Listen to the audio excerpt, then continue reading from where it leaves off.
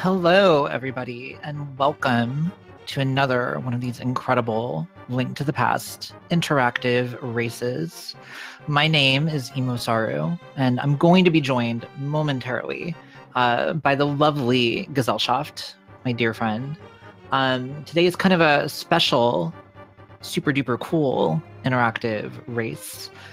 We are actually doing this in honor of Women's Equality Day. And so our two runners today are also two of my friends, the amazing SpaceKat universe and the one and only TheDragonFeeney, who, by the way, like, I know endorsements are probably not the thing to do. If you're looking for quality emotes on the Twitch, the Dragon may in fact have the best emotes on Twitch. Just saying, no joke. So, at any rate, we are going to be having a lot of fun today. In case you have never done one of these interactive races before, let me give you just a real quick rundown. But actually, before I do that, Gesellschaft, are you there? I'm most certainly here. Incredible. Amazing. Amazing, you guys. We've got the dream team. All right, so in terms of these interactive races, here is what's going on. As you cheer on your runners and the Speed Gaming network of channels here in Twitch chat with your bits, you will earn credits towards the interactive race. You are able to spend those credits in order to cause things to happen in our racers games. Some of those things are nice, and some of those things are not so nice. They are, in many cases, extraordinarily mean, and that's where, in my opinion, most of the fun comes in. But you are, of course, welcome to be nice and help out the runners as well. Yeah, it can cause things which will lead to stuff.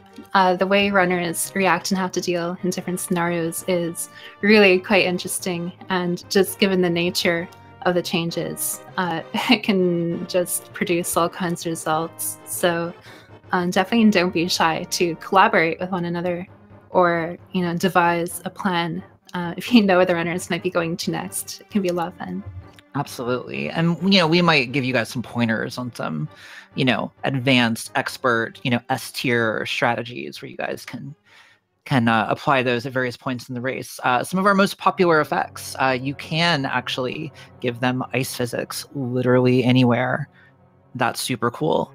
We have a bunch of really cool things that mess with their D-pad and their buttons, like swapping their D-pad and their buttons, or alternatively inverting their D-pad and their buttons. Or if you want to go for the mega ultra combo, you can actually invert and swap. That's a lot of fun, let me tell you. It's a really, really, really good time. Yeah, if players you want to love it. If you want to make a runner feel at home here, definitely, as it's cool, you can add ice physics and make them think maybe it's Canada for a little bit. Something there. Yeah, Canada mode. Yeah, Canada mode. So one really, really cool thing, if you guys do !BitRace in the chat, you will open up a link to the menu for all of these lovely effects. And something that's super duper cool is we've actually got a new effect for you guys, debuting for the first time in a 2-player Link to the Past interactive race. And that is the Cuckoo attack. So if you don't know, the Cuckoos are those lovely, lovely chickens that you find in a few places in the Light World in A Link to the Past.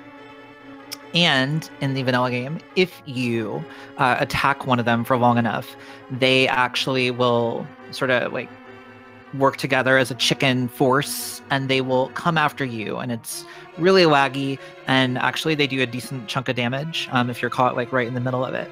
So imagine a world in which, by spending interactive race credits, you could actually trigger a Cuckoo storm anywhere in the overworld. And I gotta caution you, the Cuckoos do not work in dungeons. Anywhere in the overworld. And that includes in the Dark World as well. And you'll see some weird Cuckoo sprites, by the way. But we can get Cuckoos anywhere on the overworld. It's a lot of fun.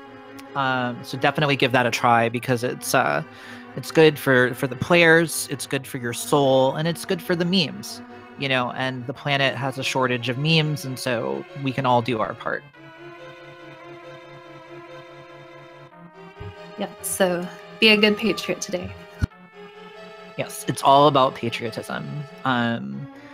Not to any, earthly nation, but to, the meme nation. Please, please. Can you do it in caves? Dode asks. No, you cannot. Those are indoors, but anywhere on the overworld. I feel like we could come up with a Dr. Seuss meme for where you could do it. You could do it by house, you could do it. Something, maybe some potential there, but yeah, no, overworld, absolutely. Yeah, I'm thinking about the locations of various things. You could do it in a house. You could do it near a house. You could not do it near a mouse. Yeah, house is probably not the best one for you to default to, but yeah, I know, but it rhymes with so many things. Oh, for sure.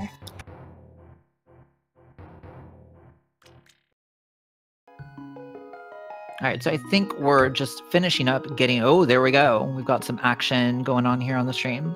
So I believe our runners are just doing their final setup and getting everything going. And it looks like we're actually starting here. So I'm sure we'll get the stream on SpaceKat side fixed up in a second. Yeah, I got some early blueberries here, some bombs. Bombs, super important. Always have to have them. It's great when you can find them early, because resources can be very difficult to find. Yeah, And now here's the thing about bombs though, right? So the TheDragonFeeney, she's gonna be feeling good about the fact that she got these bombs. She's probably pretty happy about it. But bombs and rupees and arrows and these sorts of things, these are just temporary things, and more importantly, you guys have the power to steal them at any given point. I personally find that the best time to take away bombs is maybe like moments before they're about to use bombs. And a great time to take away just enough rupees to leave them with 499 is like one screen away from Zora, for example. Do keep in mind that because of the restream, there's actually a decent bit of delay. Usually on these restreams, we're running between 30 and 40 seconds of total delay. So you'll want to get those effects in a little bit ahead of time. Yeah, absolutely. Ooh, and there's an 8-bomb drop. So bombs taken, but got a natural refill here.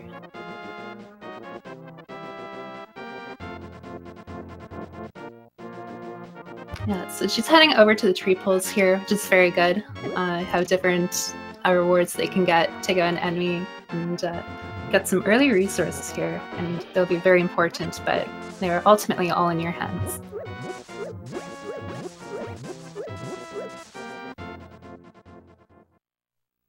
So entering Lumberjack here, we have a heart container.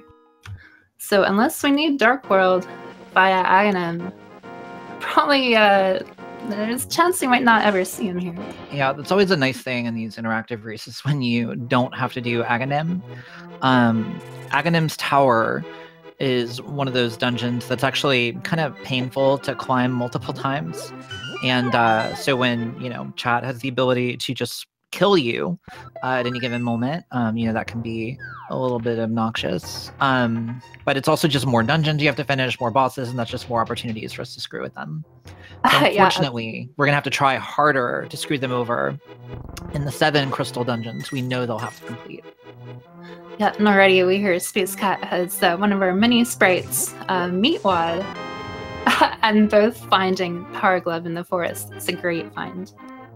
Yeah, having that early is super nice for sure. Yeah, absolutely. Right now, it only really opens up Zora, so again, they'll need the money, and it's a special chart just for Zora, but it is on the table. Yeah, so just to point out, like Gazelle was mentioning, there is a sprite bid war that we run during these things. So each player has a list of 5 sprites, which you can actually spend credits to put sort of funding on. And at any given moment, whichever sprite has the most credit applied to it for each player, that is the sprite that they will be. So early on, you guys can switch with the ice rod. Early on, you guys can, in the cape, can switch it for not very much, but over time, it can get pretty interesting. It's especially fun. I don't know if either of them actually have the invisible sprite, but that's one of my favorite things, is when a runner has the invisible sprite in that list, forcing them to deal with that.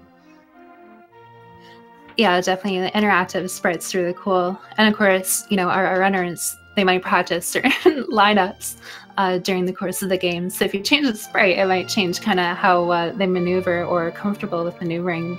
But DragonFeeney, looking pretty dragony. Yeah, so that is the Fiend sprite. That is the dragon for the DragonFeeney, which I believe is coming hot and fresh in the upcoming randomizer version of V30. So that's pretty cool. And speaking of hot and fresh, these items, that lamp, that will eliminate dark rooms for the 2 runners, and as well as a fire source. So that lamp and the cape, we might actually be seeing that Aghanim at some point here. Very early to tell. It's looking a little bit more likely. Yeah. Just a little bit, yeah. I hate when people get the lamp because 1, there's the Aga thing, but 2, I like seeing the dark. Oh, there we go. There's some chickens.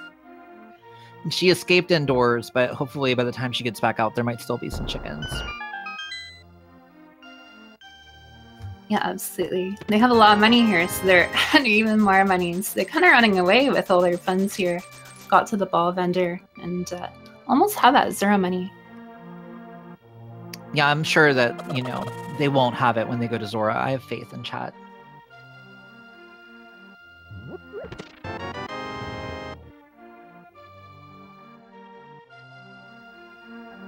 But yeah, it'll be interesting to see where the two runners go. Of course, it being open mode, they do have quite a few options. And hey, what are those? Those are chickens. Yeah. That's what those are. She's desperately trying to outrun them. Ooh, and wow, a sword. That's, yeah, not what you were hoping to find there. The hope is that boots will be released soon, especially if the path is to Aghanim, but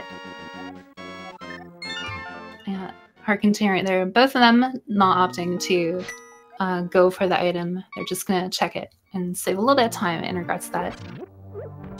Although Heart Container is quite a bit of health, and in this mode you absolutely want as much health as you can get.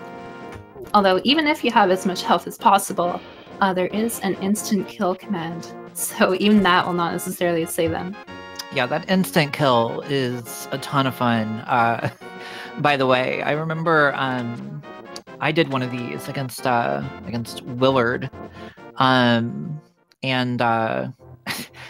at one point I think we both got just killed like 10 or 12 times in a row in the back of dungeons, and it was just the most brutal thing ever. It was so good though. I had a ton of fun. Yeah, definitely.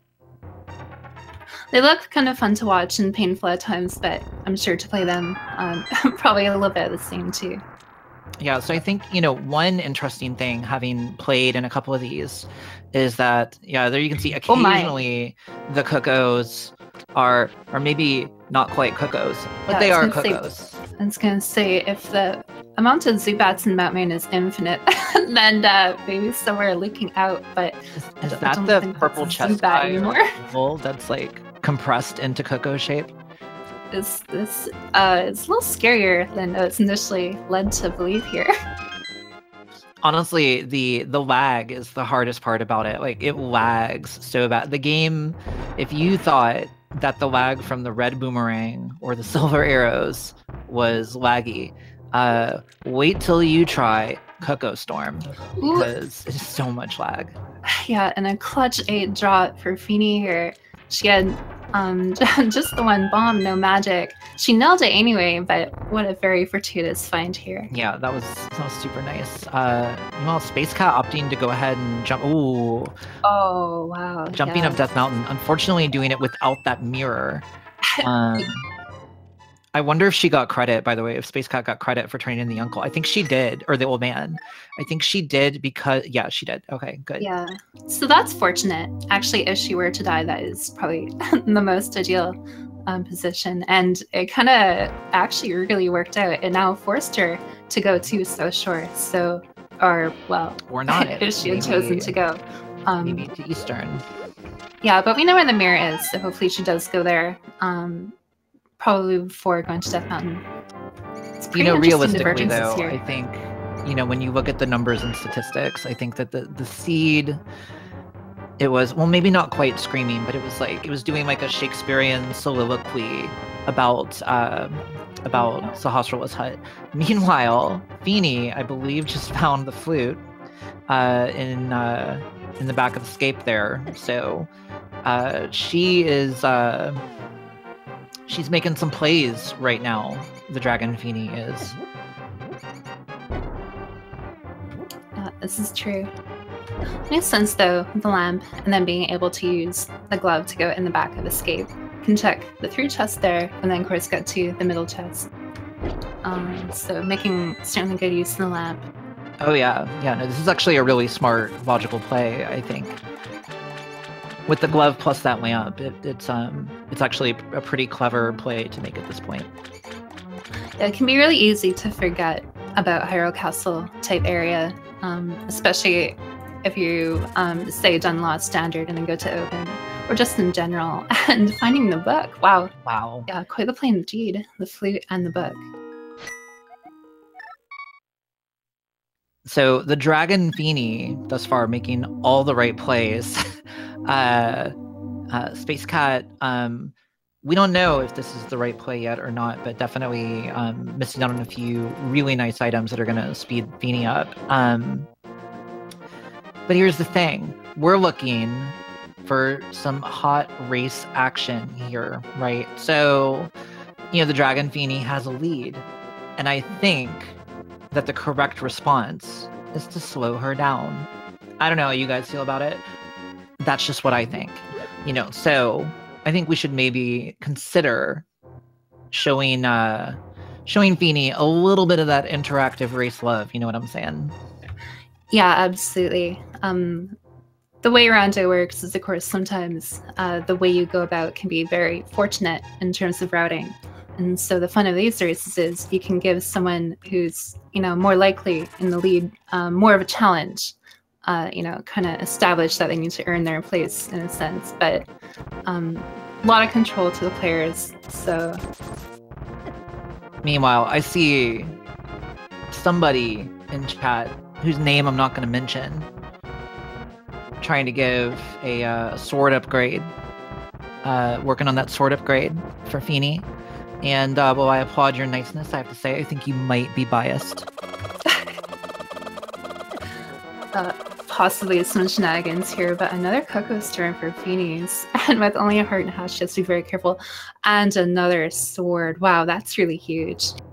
That mirror paying out dividends here. Yeah, having that mirror coming up here is definitely,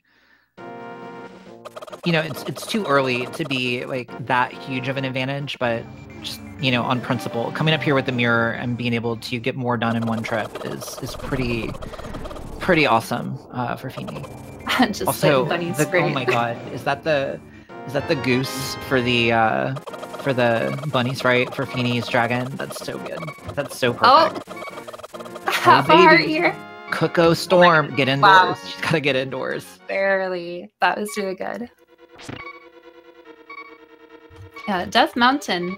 You thought couches were bad. Well, now we have foul. So. Yeah. I'm sure she would have liked to have gone and checked the ether tablet before diving in there, but you know, I think getting indoors so that you could die safely was definitely the more important goal at that moment. Yeah, obviously she could have mirrored, but the Death Warp will refill some health here, so very smart. And yeah, SpaceKat mentioning up Eastern, not a whole lot in there from what I could tell here. Yeah, it seemed to be kind of a bust. A lot of sort of random, you know, non-progression items. Yeah, a lot of time, even the junk items like 20 rupees or, you know, some arrows or bombs, whichever, they're kind of nicer to have earlier on. They'll, you know, have more of an impact rather than later where it's like, okay, I got like 1,000 rupees. I don't need this. I don't need this 20. But in the BitRace, those rules kind of go out the window a little bit here. Yeah, for sure. Again, all those things are fleeting, you know, and the worst thing that you can do in an interactive race is assume that when it comes to things like ammo and money, is to assume that you're going to have what you need when you get to where you want to use it just because you have it now. Everything is removable. Everything. Well, everything for like ammo and stuff. It's starting to get kind of philosophical there. But, everything is removable. Everything is temporary. It's, yeah. This is my Tao of interactive races. Yeah. Yeah, so very nice. So Kat here, she'll get the mirror and will be fairly pointed towards Harry here. So between the two of them, we actually are starting to narrow down more of their options. But we do have, again, the cape, sword, and the lamp. So Aghanim is completely on the table, although we still do need that moon pearl.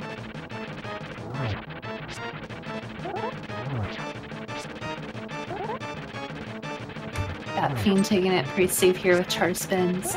The nice thing about a charge spin is that it has a lot of active frames. Oh, unfortunate fall there. The charge spin is nice because there's a lot of active frames, and the hitbox is like a giant square.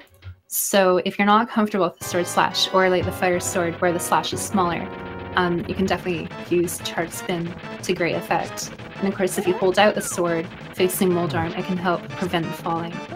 So lots of So little ordinarily that's true, but I'd just like to point out that, you know, some of these things don't work as well with ice physics enabled. That's very true. So, you know, I'm just letting you guys know. Again, I'm not trying to, you know, tell you what to do. Like, I'm not trying to say you guys should be giving the TheDragonFeeney ice physics right now. But what I am saying is that had that controls happened, that might have been really entertaining. Yeah. So I thought you were insinuating inverted controls or something. Oh, that's a great one too. getting the inverted D-pad or just the swap or the both is like anytime there are pits nearby and you're trying to do something tight, it's just like, oh my god, it's so good. One thing that I can tell you guys, as a person who's done a few of these, the hardest part about those effects is not even necessarily the effect itself. It's the moment when the effect turns on or off, because you're almost guaranteed to be holding buttons that are no longer good buttons to be holding. And that can cause shenanigans. Yeah, so it can be very jarring. Doesn't matter what it is, just simple on and simple off just can change a lot. Even something as simple as a sword, in theory, you expect to have a certain type of sword, and then you lose it, and then all of a sudden, why is the enemy not done? Oh, for sure. Especially in, for example, like the Ganon fight, when you go to do a spin slash or slash on Ganon, and it just goes right through him and does no damage. That's always fun. Yeah, so just finishing out the telegram here, both them and Hera, and we do have our first crystal, though I don't think we got a map check.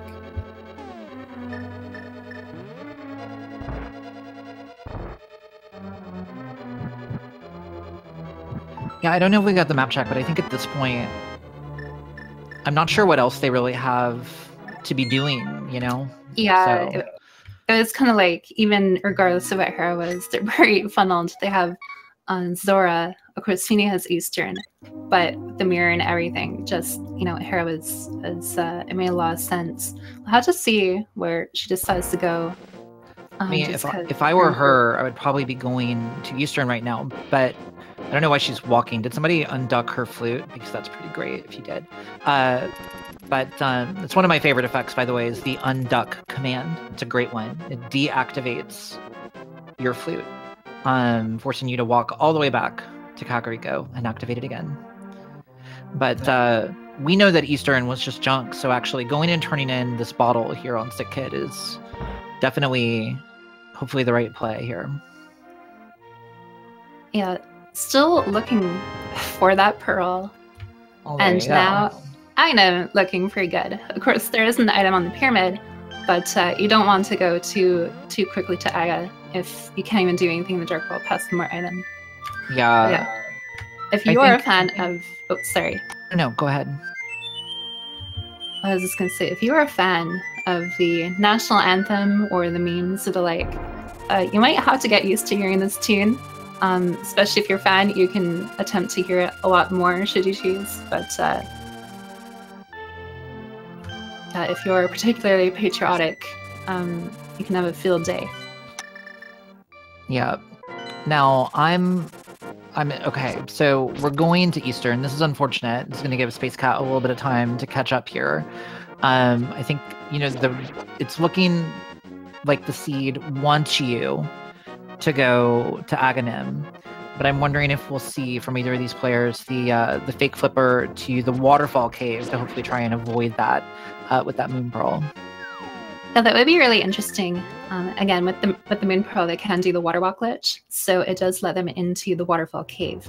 They could go check Zora. All you need to check Zora is the flippers or the power glove, but of course it's a one-off item with a lot of money to spend, which they both happen to have, and not too much for extra. Now. Yeah, it'll be pretty interesting to see. Yep, and I believe, so chat asking about SpaceKat sprite, it's actually Meatwad from Aquatine Hunger Force, as opposed to Fiend's Dragon from the Aquafine Honk Force.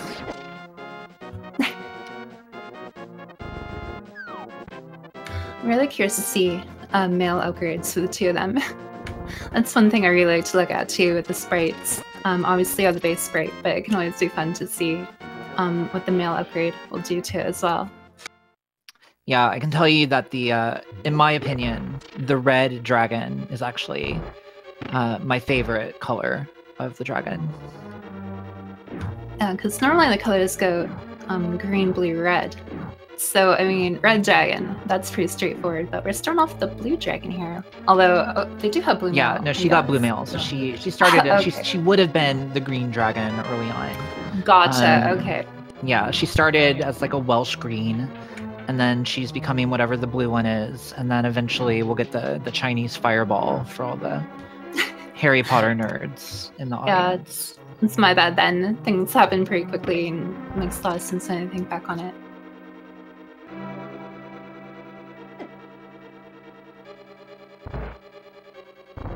Yeah, so have to see where Kat goes. Obviously, she's already done Eastern, so a little bit of different choices here. Oh, that's true though. She had not checked Hyrule, so she does not have a book yet. Have to see if that book will come into play. Yeah, they can actually go into desert. They have the glove. They have their lamp light source. That's true. I forgot that. Yeah, I completely forgot. But yeah, having that lamp definitely opens up a few things here. So just a reminder as to how to interact with the interactive race. As you use bits by cheering here in the Speed Gaming channel, you will earn credits. You will earn credits towards the interactive race. You can spend those credits using the order command to trigger various effects in game.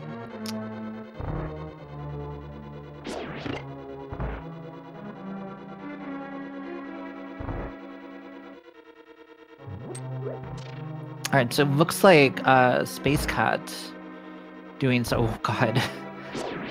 That is an incredible time to have the Cocoa Storm. I applaud. I love that you. Decision. That is possibly the most amazing use of the Cocoa Storm. Good job. Yeah, swimming is faster than walking, but it's also harder to control. What a deliciously evil plot. And the yeah, give up. Yeah, she's just like, no, I'm done. And for the one person I saw in chat checking or asking about this, that particular glitch when you would get hit with fake flippers, it actually works a little bit differently in the randomizer due to some patches. So she's like, I ain't having none of this. I'm gonna leave here and probably turn in her bottle, which she'll be very happy with to get the moon pearl.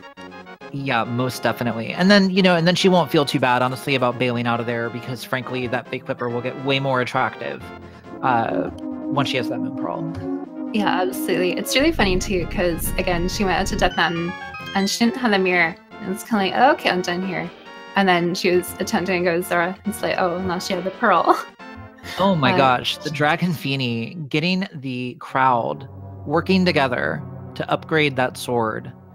That is very generous of you guys, I gotta say, but good. Now we've got some button inversion. I'm super happy about this. So as you can see, when she tried to press her sword button, which is ordinarily B, that actually triggered the X button, which is the map. So it's a lot of fun there. Yeah, it's a lot of fun trying to get used to that. This is really funny, seeing like the slashes, which you might think races are normally like raging or expressing. Oh no, I think she might have been trying to open the chest. No, but that's what I mean. Like sometimes racers do different actions, and it kind of is an expression of their mood or what they're thinking.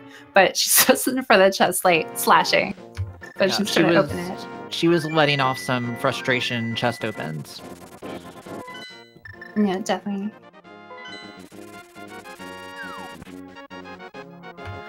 So she's done with desert here. Looks like she's going to try Agina, but yeah, we're kind of back to where we were, starting to run out of locations to go to, and that's a very quick map check. SpaceKat was looking like she was considering bailing out of escape just after the back 3 chests, but fortunately, it looks like she decided to go ahead and go down, and we know that she'll be getting that book, so that'll be a nice payoff for her. Yeah, neither kind of taking the Agabait here just yet, making sure that they checked other locations. But with an arrow upgrade at Agina, it's starting to run out. Yeah, this is not looking good for the Aghanim avoidance here.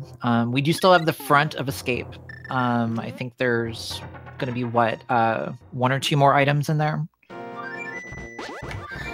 Yeah, there'll be the 3 chests, but I'm not sure if they got the map. Yeah, it's basically looking like Zora and the front of Hyrule here.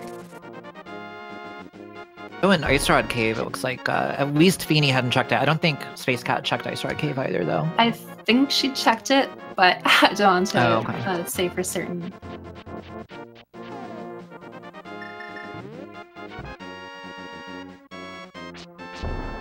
Again, though, just a reminder, superfans, we've got, both of these runners going to be coming up on a moment here shortly where they're considering going and spending a bunch of money on Zora.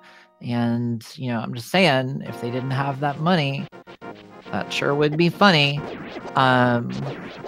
in my opinion. That was very funny.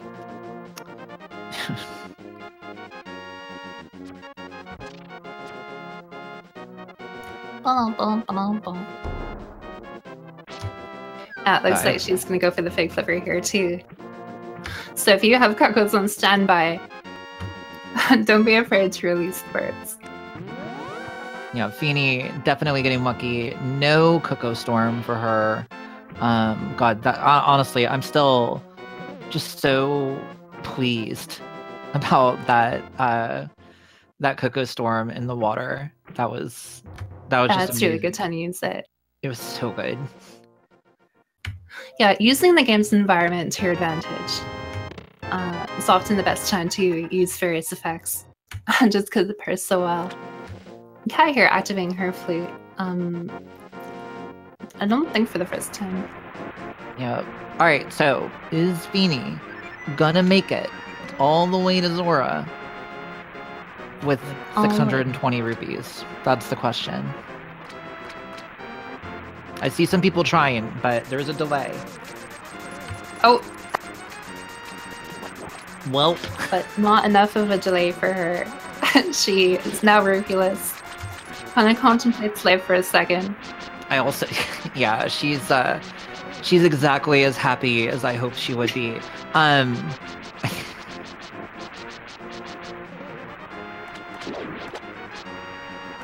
She's playing a beautiful tune for you all.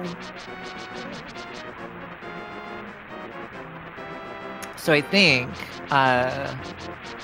Fiend looks like she's trying to goad you guys into giving her money, and that's a choice you guys have to make. I was gonna say she's sending some signals here. Also, you can't flute out of Zora's domain, and also I'm pretty sure chat deactivated her. Yeah, they did deactivate.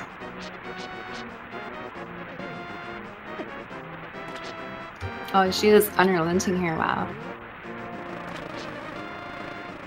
Releasing the bee. Maybe she thinks that you guys like bees. I don't know. Maybe she... Yeah, she's trying to offer her bee sacrifice here for you guys to be nice to her. Okay, I see something happening in the chat. I'm just saying, to that person, I've got my eye on you. I know what you're doing. And 1 rupee, that's so good. The pay rupee. It's very funny. Meanwhile, SpaceKat making her way through the desert, opening chests, taking out enemies, pressing switches, finding keys on torches. Saving and quitting.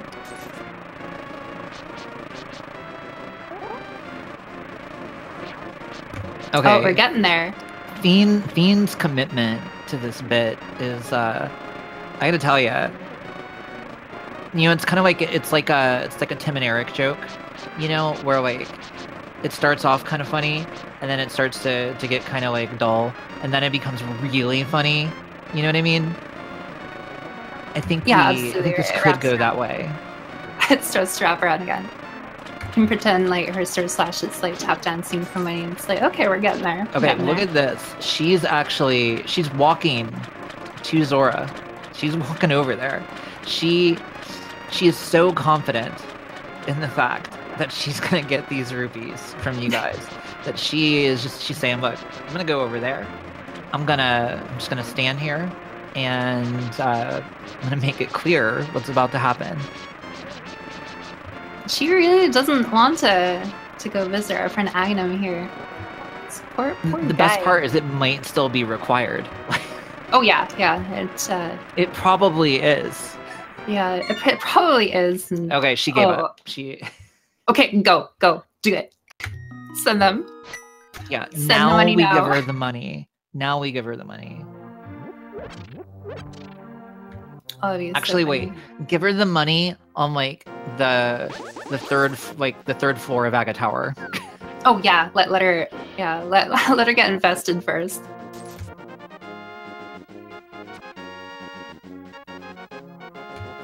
Some people making it rain. SpaceKat having a much better time in the lake here. Saying hi to Mr. Hobro. The Hobro. And, probably making her way. So we're back in that same position now for a second while Feeney starts to make her way up. Well, she's going to go do the front of escape first, which I actually think is a great idea. But now we have to wonder, is SpaceKat going to get to Zora with 500 rupees? I don't know. You guys tell me what's going to happen. Ooh, the bow, wow. We already know that Eastern doesn't really have anything, but it is crystal, so that bow is really good. Did we get 3 items out of Eastern or only 2? I don't remember, but it might still be worthwhile just to go defeat Agnum, because between the lamp and the bow, that's a lot of passage darkness, and then the mirror, they can just mirror right in front, and so yeah, getting options, but I honestly, in good faith, cannot say currently. Yeah, I mean, it's not the easiest call to make, but with the flute, it's a little bit less damaging either way, just because it's pretty quick to get to Aga Tower. There's not that much difference between mirroring out of the dungeon and just fluting there later or saving and quitting. But in chat showing mercy, so Kat will find that she has no money for Zora. Clutch. That was, yeah. Chat, you guys are my heroes. That was like, some Zerwardo time stop. Remove the money, unpause time, continue the chat with Zora stuff. Like, that was insane. Wow. I gotta tell you, I've seen some good stuff. But between that snipe and the aquatic Coco Storm earlier, that was it's just impressive, yeah. I mean, please rise once more, maybe for the Hyrulean national anthem here. But yeah, Kat gonna go check Hyrule, but yeah, that bow, great find. And remember, every rando, every time you do a speedrun, it's kind of like it has its own story.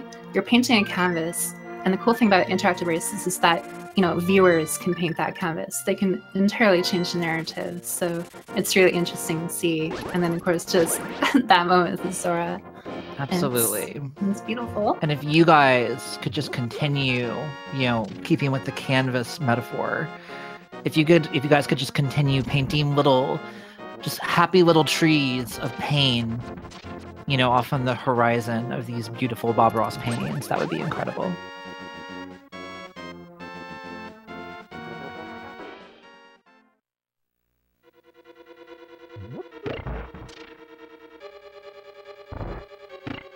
So yeah, she's gonna make good on her bow here. Makes a lot of sense. It's a crystal. And just does not want to go visit our friend Mr. Agnew. Yeah, I think we'll, you know, I'm gonna assume because she's doing this that we only got 2 items out of here. We'll know when she checks when she goes to her menu to switch to the bow in a little bit. But yeah, I want to say that there is red rupee in the big chest, but again, it's kind of hard to keep track of it all. But she also does have the option to go into the rupee room with the lamp there to farm up more rupees should she choose to. Yeah, meanwhile, those rupees are just kind of trickling in after she was so, I don't even want to say viciously denied, because SpaceKat was viciously denied her Zora rupees. Feeney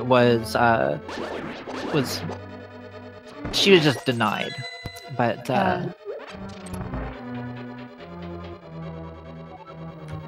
it's really elegant as it was vicious.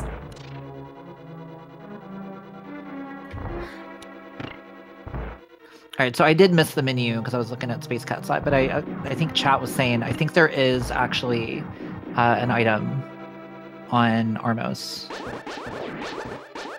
That makes sense then, because if there wasn't, then she probably would do that at a Pod Eastern type play. Yeah.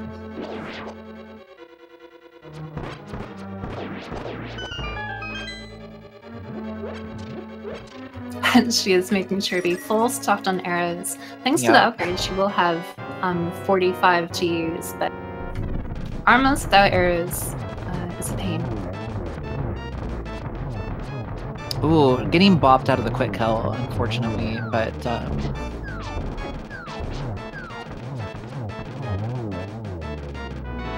well, that's not what we needed. Nope. So yeah, I might have to go visit our boy Agnum here. It's definitely looking that way. Because we do have a sword. Oh, sorry, I was just saying, because we do have a sword in the library, but we don't have boots to go get it. To get master, and then of course you could check the tablet. I'm not sure if they actually did check the tablet, but yeah, just no really any other place to go here. Okay, well here we go. I think that was a miss flute to 3 there, but with this flute to 4, Feeney definitely about to make that climb. Meanwhile, SpaceKat gonna go and do the same thing Feeney just did and finish up Eastern just to make sure. Yeah, it can feel bad to go up Aga Tower and then realize it's not necessary. And of course, even in the Dark World, they're really only looking at Palace of Darkness right now. So it is appealing with that in the pyramid, but they're still missing so many crucial items to really open up the game. And she doesn't even need to use the cage. Just use the Mass Sword. Slash that little enemy. I don't know what its name is. I think from chat. That was it's a nice one. It's gonna be very good here. She's currently using Jinjin strats. They are definitely very effective. Oh, that was exactly the amount of money for Palace of Darkness. Yeah, that's not like a hint or anything. Not that it really matters, because there's only one place to go. Like, I think we've literally exhausted all the other opportunities. I don't think there's anywhere else we could go. Yeah, I don't think there is either. Because I'm pretty sure Desert was boots locked, so if I recall correctly, so. Yeah, it really only, I think it would have been the tablet, which I'm not sure was checked, and even still that would require the boots to get the sword to even be able to get the items. So yeah, I think they really have done everything. Well, weirdly, Feeney, having gotten that sword upgrade from chat, she actually can get that. It's not technically in logic right now, but she could actually get that tablet item. Oh, that's pretty interesting.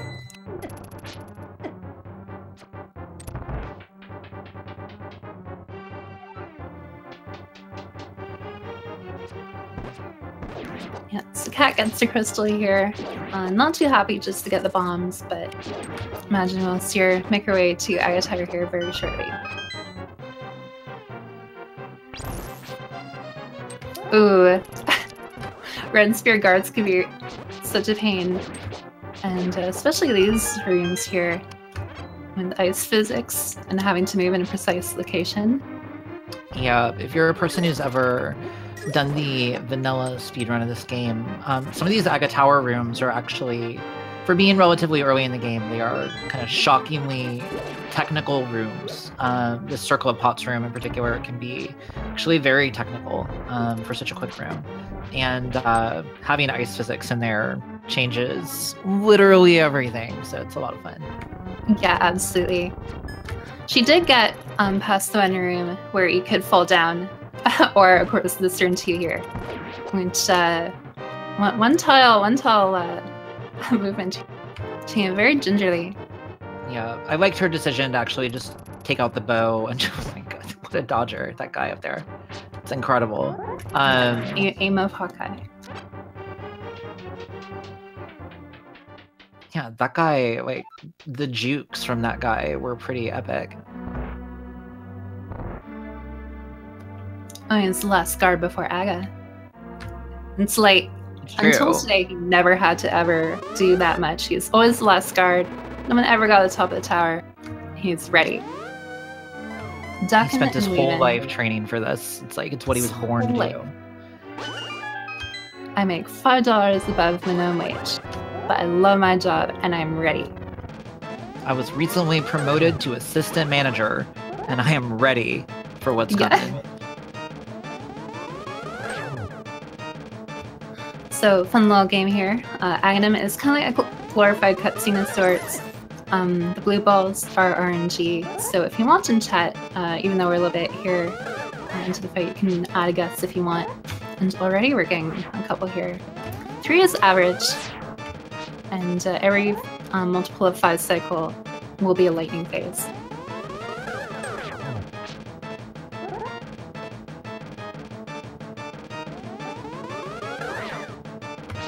Another one.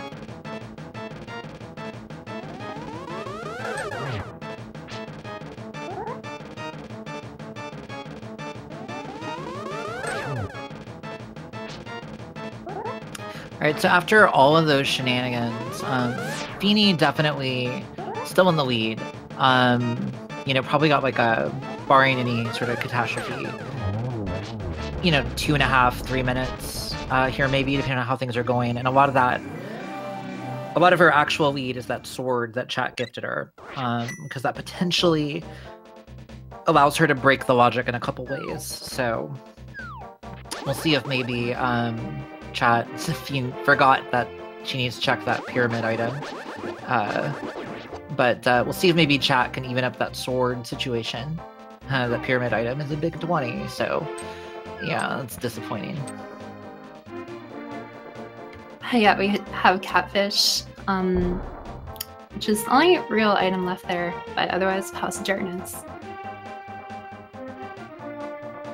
I think it's interesting.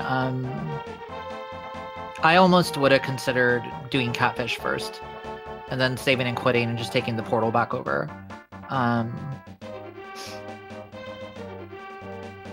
It's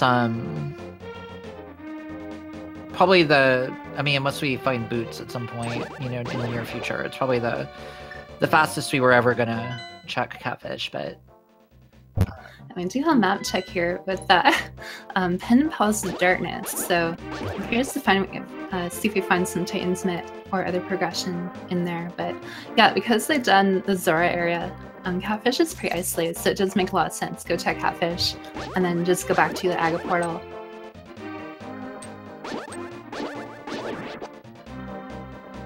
If you need to take great care not to get hit here with Kiki.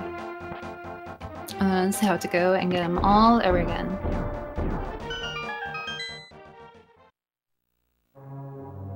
All right, so Palace of Darkness, definitely an item-rich dungeon. It is a pendant in the seed, but 5 items in here. We can get at least 4 of them, so it'll be interesting to see what happens in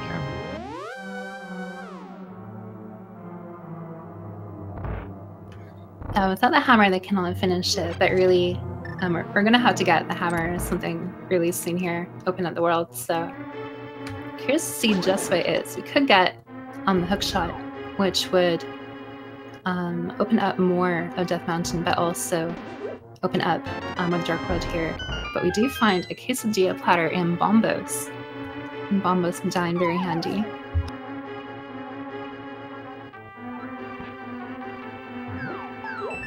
So one option that we could find in here, it would be kind of neat to find mitts instead of the hammer.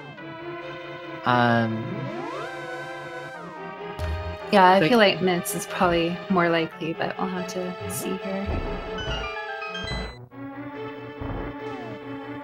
But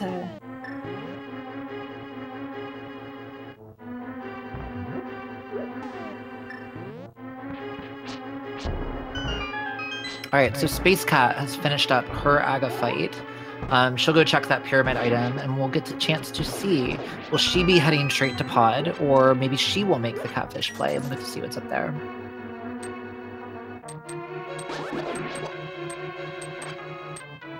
And she will grab her 20 rupees here. Can't take anything for granted. Nope, looks like we're going straight to pod.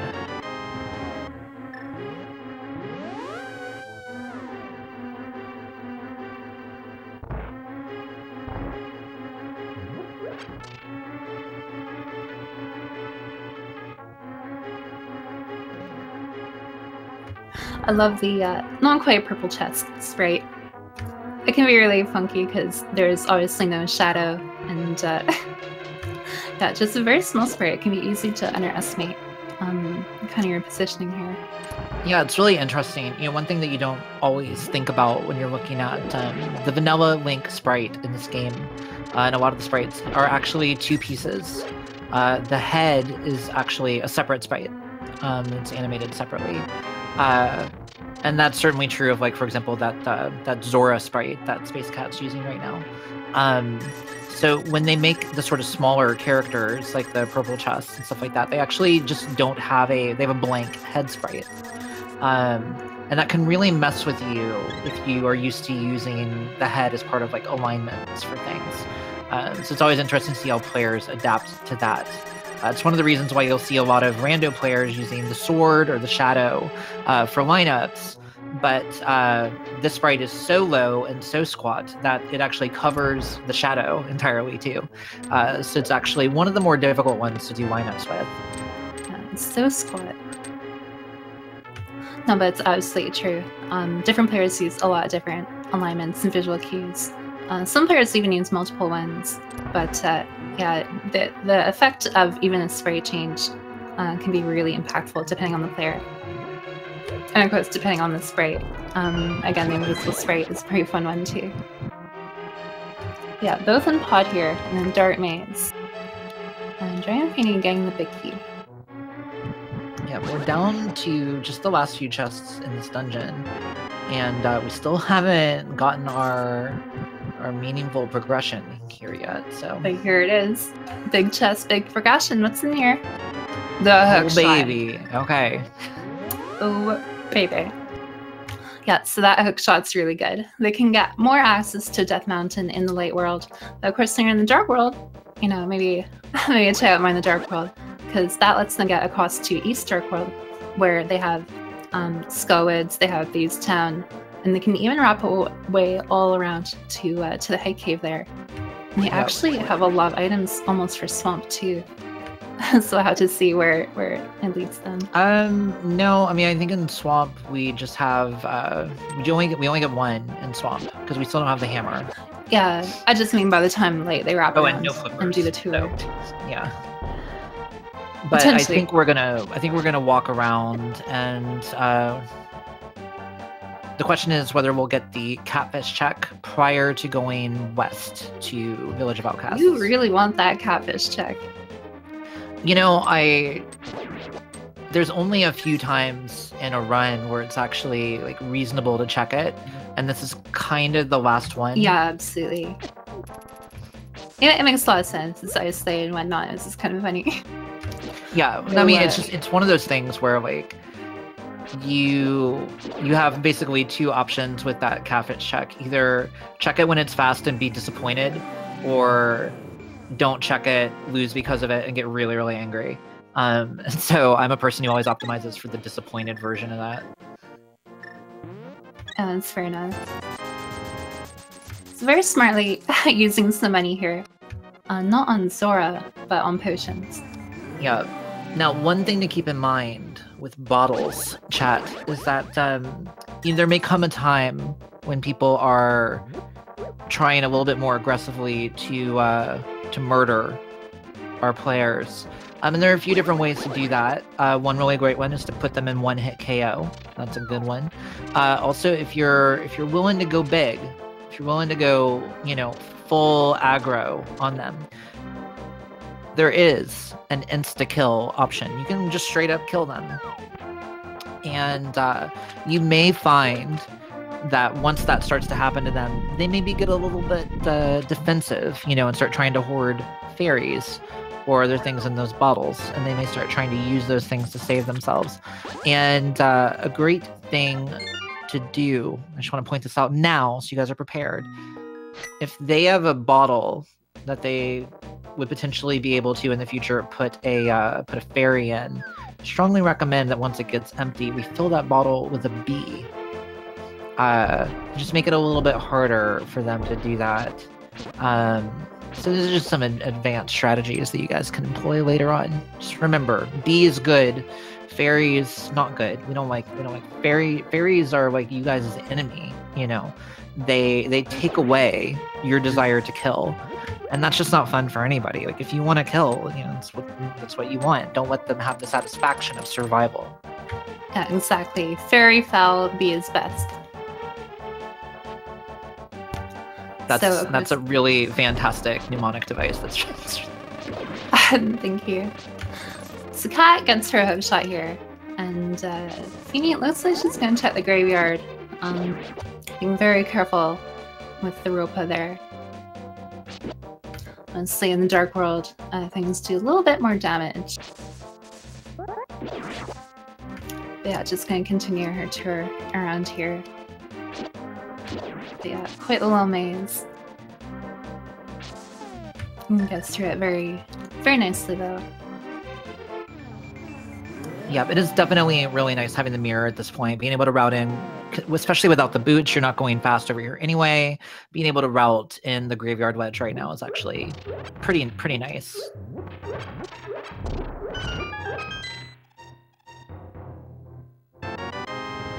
Sadly, only a red shield for her trouble. Not what she was hoping for, I'm sure. No, though it can come quite a bit in handy, especially like during, say, a blind fight. Blind will shoot a lot of orbs all over, and a shield can absorb a lot of the fireball. In a fight like that, ice physics and whatnot can be very impactful. So the shield is a wonderful safety for that. It's definitely true. It's a good point.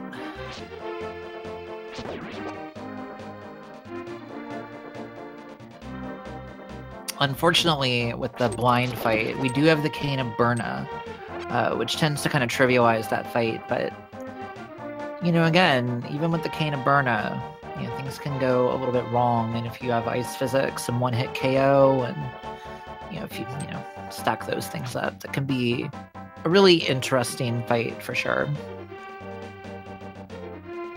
Yeah, absolutely.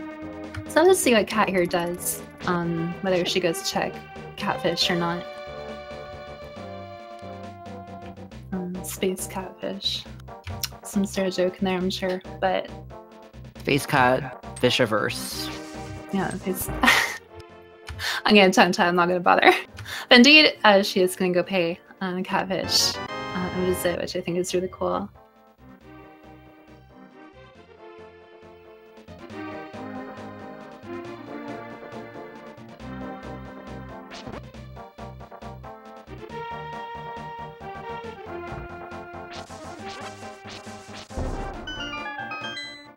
She does need to be careful though. Heart and a half. Should be fine, but...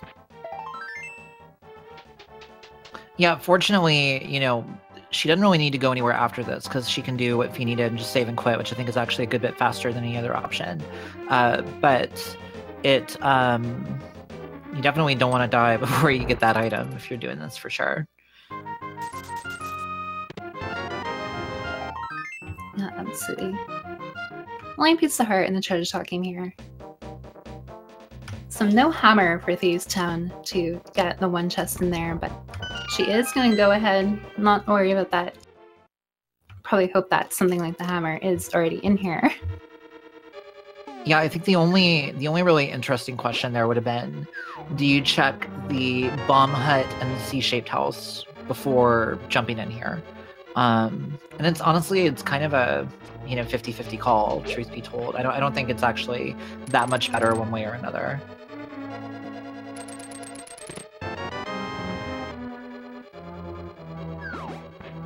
Yeah. So, second time, Kat going over to Zora has the money. Don't think we'll get the same caliber of epic snipe here, but...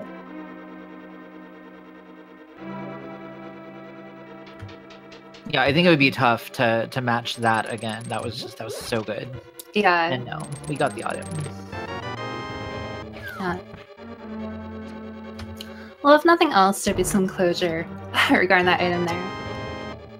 I think this is one of those situations where you're kind of walking back and you're just like you're just kind of like muttering under your breath. You know, just a little bit of PJ salt there. Yeah, especially if you have a friend that might have contributed to the situation that you're currently in. Maybe just a little bit. So when I'm done this race, I'm gonna have a talk to blah blah blah.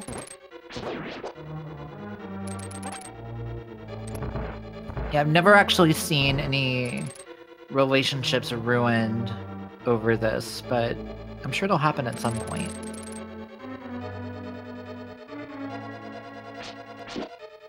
Yeah, so if you want to interactively ruin relationships, start today. Interactive drama races. It is good stuff. Highly recommend. I see some funding being done on a insta-kill for the TheDragonFeeney. It'll be interesting to see when that thing pops, because it's quite a thing.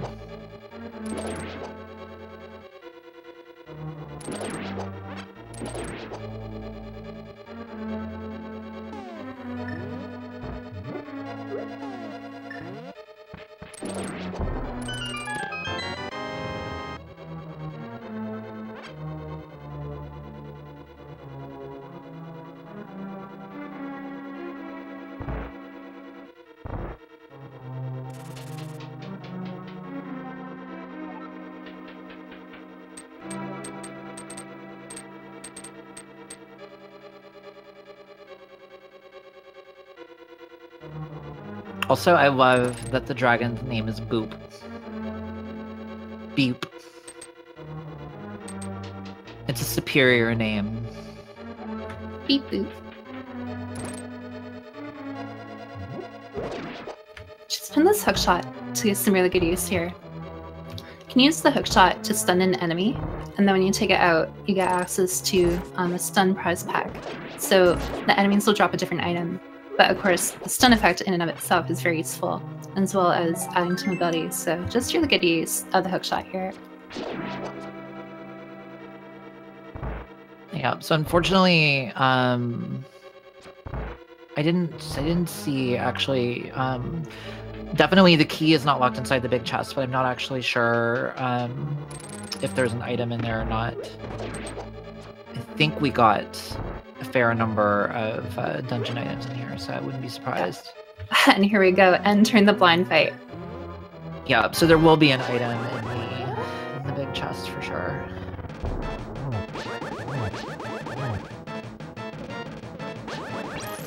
Getting phase 1 done, no problem. Oh baby, here we go with the ice physics. Good job, chat. She's doing a pretty good job, but making her work for it. It's the beginning of Sora's. Very nicely done. Those beams were doing work. That was good. Yeah, earn that 20 rupees.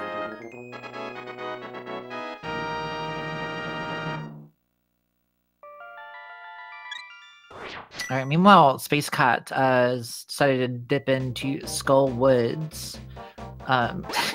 Feeney having a little bit of trouble getting out of that doorway there, courtesy of the ice physics. Interestingly enough, looks like she's actually... This is an interesting route to take without the boots if she's trying to go to... Oh baby, the insta-kill. Okay, so I love you guys. That's amazing. The insta-kill here is actually, well, you know, usually you think about doing that in a dungeon, but because of the fact that I love the, like, just kind of looking around, like what happened. Because of the fact that our Dark World access is all via the Aga portal, this is actually, and we don't have boots, this is actually an incredibly long, like, punishment. It's so good. I'm so happy.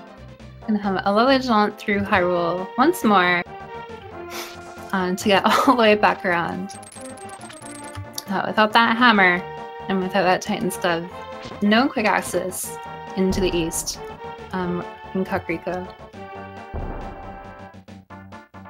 Yeah, seriously, I love the fact that she just kind of like stood there for a second on the pyramid and just like looked around.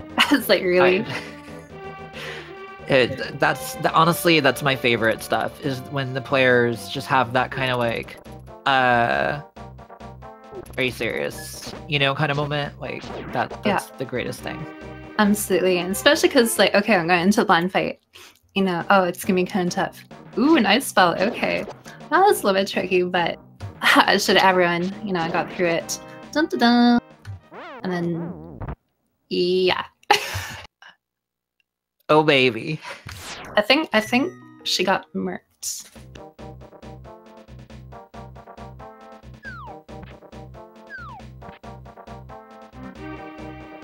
Another sword upgrade for Feeney. Oh my gosh. Game 2 easy now. Honestly, the most dangerous enemy in the game for Feeney right now is Mark 249. I got one mark down, 248 to go. Or is that not how it works? I don't know how it works. Are you sure this ain't pay to win, crowd? Yo, look, it's not, here's the thing that I would point out. We're having a fun exhibition race here right now. I like to think about this way. It's like a monster truck rally, and you guys are the monster trucks and the players are the cars that you're driving over and just destroying. So, good job so far. This has been a really entertaining monster truck rally.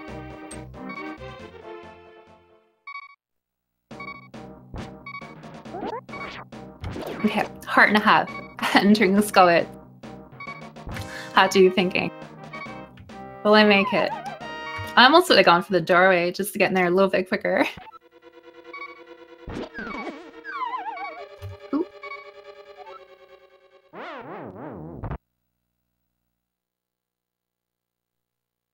I love that the crystal is the death sprite because it's a boss. Get it? It's incredible. Uh-huh. Yeah, the sprites really are incredible on the work that goes into them. Just like the little things.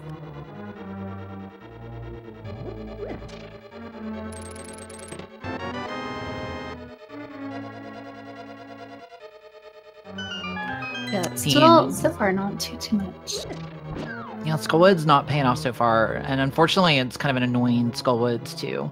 You always are hoping to have that to have that small key come up here so you can just walk out the fast way. Having to go around here actually always kind of sucks.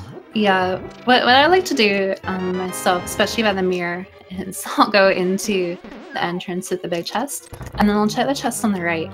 If it's a small key, then I can go to the other portion, or even the big key leading to, say, small key. And then you can go check the 2 other areas, and then using the mirror, you can go back to the entrance. Yeah. So that's kind of a strat that I like to do. Of course, it depends on whether you're full clearing or how things go. So there does happen to be a small key here, but Totally. without the fire rod, we can check one more chest here. Yeah, sometimes I'll actually go do this vanilla big key chest first and then go backwards if I'm not planning on full clearing the dungeon. Like if I don't have the fire rod, I'm not beating it right now. Sometimes I'll actually just walk back here, do this, and then your odds are much higher to have a small key, but it's a trade of a little bit more walking time. Yeah.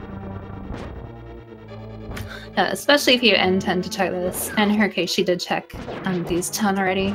So she's kind of looking at the southern tour leading into Pipe Cave there. So yeah, it was nice that she was able to clear Graveyard Wedge already because she didn't have to make that choice now. She can just go straight south. Yeah, absolutely. I'm still looking for items, and unfortunately, just another key. What a mean Skull Woods, honestly. That was kind of annoying. Yeah, the seed's kind of giving them a little bit of the runaround here.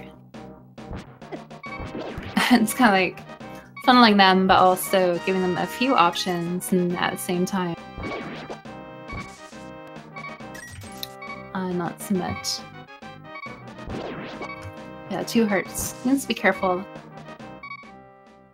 Yeah, fortunately with Tempered Sword, she's in good shape from an offensive standpoint, but even with Blue Mail, 2 hearts is not a ton to be running around with, so.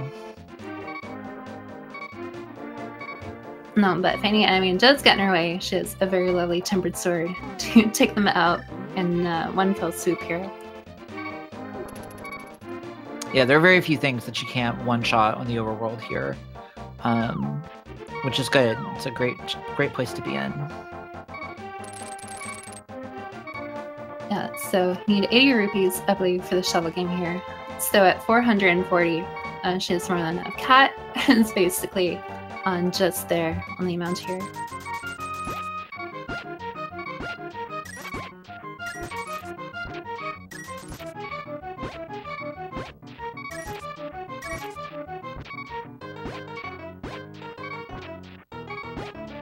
Alright, 16 digs. I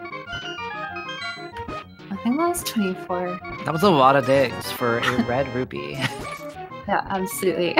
She's still going. I mean, she paid for it. She's gonna get her full $1 here. And go to amusement park. She made her money back, that's for sure. Yeah, absolutely. Go to amusement park. Absolutely want to get every $1. Ooh, and Cat taking a death here. Again, overworld deaths are very tragic. Yeah, this seed is like the worst possible seed to take overworld deaths in.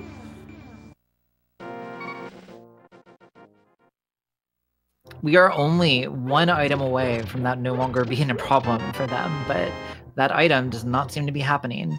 Magic powder. If she could take another long freaking walk around the world to go use the mirror to turn in that powder. That would be. We might see her do it if Hype Cave doesn't pan out. I think Hype Cave will probably have something here if our Mr. Stump friend doesn't. Oh baby, there we go. There is our Titan. Titansmith, very handy. The butter gloves. I can now go to the Mire area, check a lot there. I don't have flippers, but I could fake flipper into Ice Palace, and with the Bombos medallion, could actually make some headway there, although without the hammer, it's still a fairly unappealing option, but yeah. Now I have Dark Death Mountain, and with the hook shot, that's a lot to check up there. Dark Death Mountain is a pretty interesting place. Oh, baby. Yeah, Dark Death Mountain is a pretty interesting play for sure. That could be a good one, no question. Yeah, but here, number 5 items, SpaceKat into the digging game. Our finger webs. Hey, what were you saying Butter. about the flippers? Yeah, and the ether. Wow, Not that inserted. was actually a pretty hype cave. It's a little late to mention it here, but shovel game. You can start turn out of time, but especially if you're not able to shovel properly. Saw that there's an ice spell. I apologize for my puppy here. Saw that there's an ice spell. That would have been perfect time here. Aw, puppy.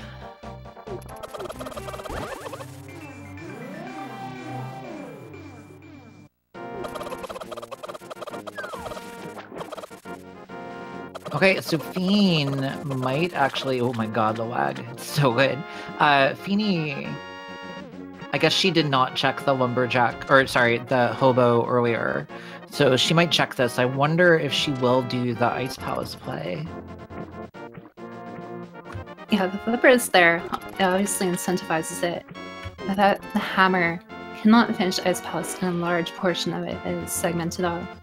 I mean, I feel like Mire area and Dark Death Mountain are probably what I would do, but Ice is definitely like a very defensible option for sure. It'd definitely be a very interesting one. Again, with the flippers, it certainly is within logic. But yeah, indeed, she is going to flute away here. Makes a lot of sense. The Mire Shed have 2 items, and then get more information on Mire. And with the hookshot, you actually can enter Fire Source, just cannot finish it. But going with density, Miss Feeney here is going to make good on Death Mountain. Yeah, I think this is a good play. She's pretty good odds of getting the hammer up here, just by item count. Turtle Rock sadly inaccessible at this point, but we could find Samaria. Now, I wasn't sure if she's able to try this, but I see SpaceKat checking the tablet here. Have we seen this tablet yet before?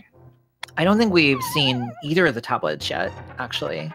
That's pretty interesting. Something's here that would be really, really big. But literally, not even something to kill the big pig with. The single arrow.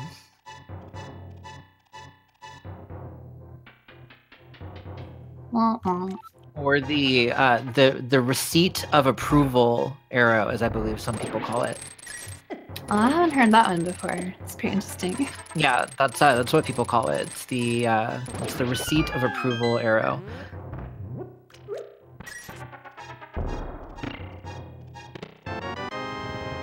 Oh, Cane of Samaria.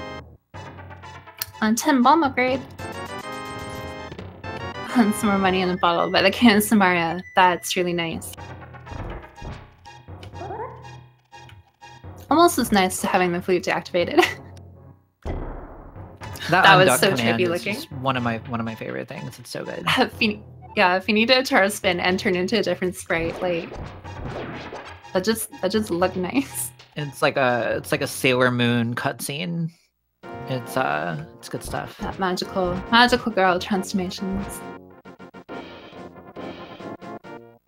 But yeah, that Cane of Samaria. Now we still need the hammer for Troll Rock, but Mystery Mire, I think, is full clearable from what I can see.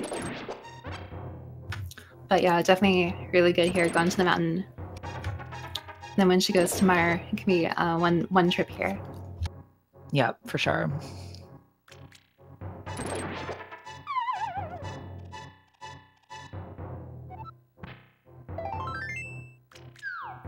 So the cat actually taking the glove and doing some different checks here. She's probably gonna go hang out and rescue Mr. Smith over here. And of course, there are the hammer pegs and a few other things. And with that powder, we actually could get powder bat check.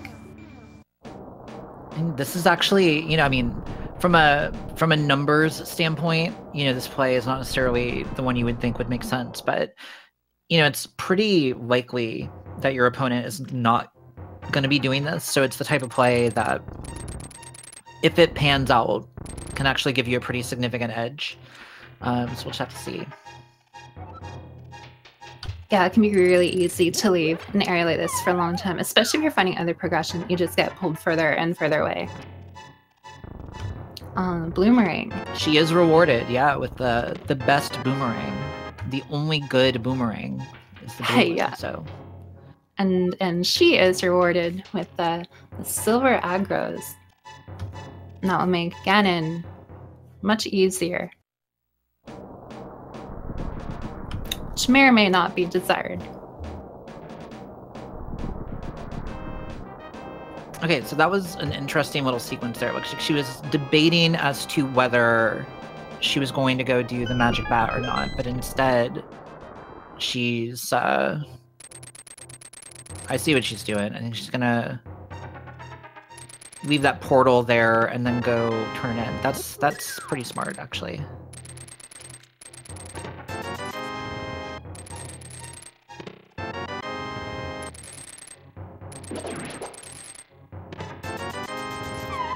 Oh, Hookshot Cave looking like a bust there.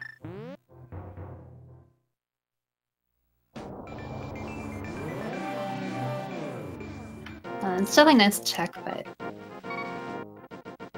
Oh, against some contemplation here. Yeah, I'm not sure if she went and checked the Turtle Rock medallion. I don't think that... I'm not sure if she did. Yeah, it was the Bombos medallion. Oh, okay. Understanding. Oh, she's gonna go do the tablet, I think. Yeah, that makes a lot of sense. I was kind of like, without Hammer, there's no Spike Cave. Or he did hers. Yeah, the tablet. Makes the past those drama centaurs over there. Can be quite dangerous, but it's not an issue here. And Cat gonna make her way on the mountain too. So they both did have the option to go into swamp or ice or mire area, but both will be rewarded for finding a Kinsmara over here.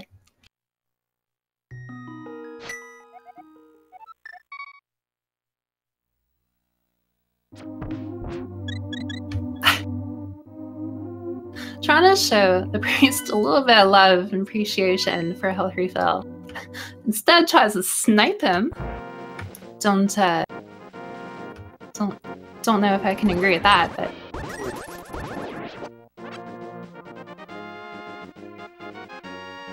Alright, sorry, I was dealing with some stuff. So, no problem. SpaceKat doing her Death Mountain thing. What is Feeney's plan, I wonder? Maybe that same Smith sequence and all of that. After she... Oh, no, she's gonna go into...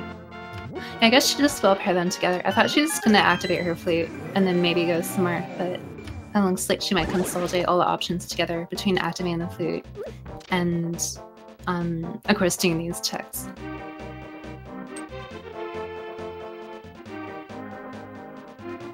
Let's if I'm not mistaken if it is still deactivated. Yeah, I'm not actually sure what the state of that is. So it does look like she's going to go grab the Smith.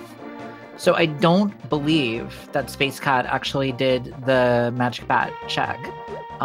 So it'll be interesting to see if Feeney opts to work that in here. That could be a pretty lucrative check at this point. Yeah, retain the portal can be kind of tricky. Especially when you still have to do like a purple chest and you have other options that you want to explore. Yeah, so I mean, purple chest can be... I mean, again, I think retaining the portal is nice, but with the Titan's Mitts, it's pretty quick to get back to the Dark World from the, the Kakariko flute spot, even in the worst case scenario. But we shall see how she opts to do this.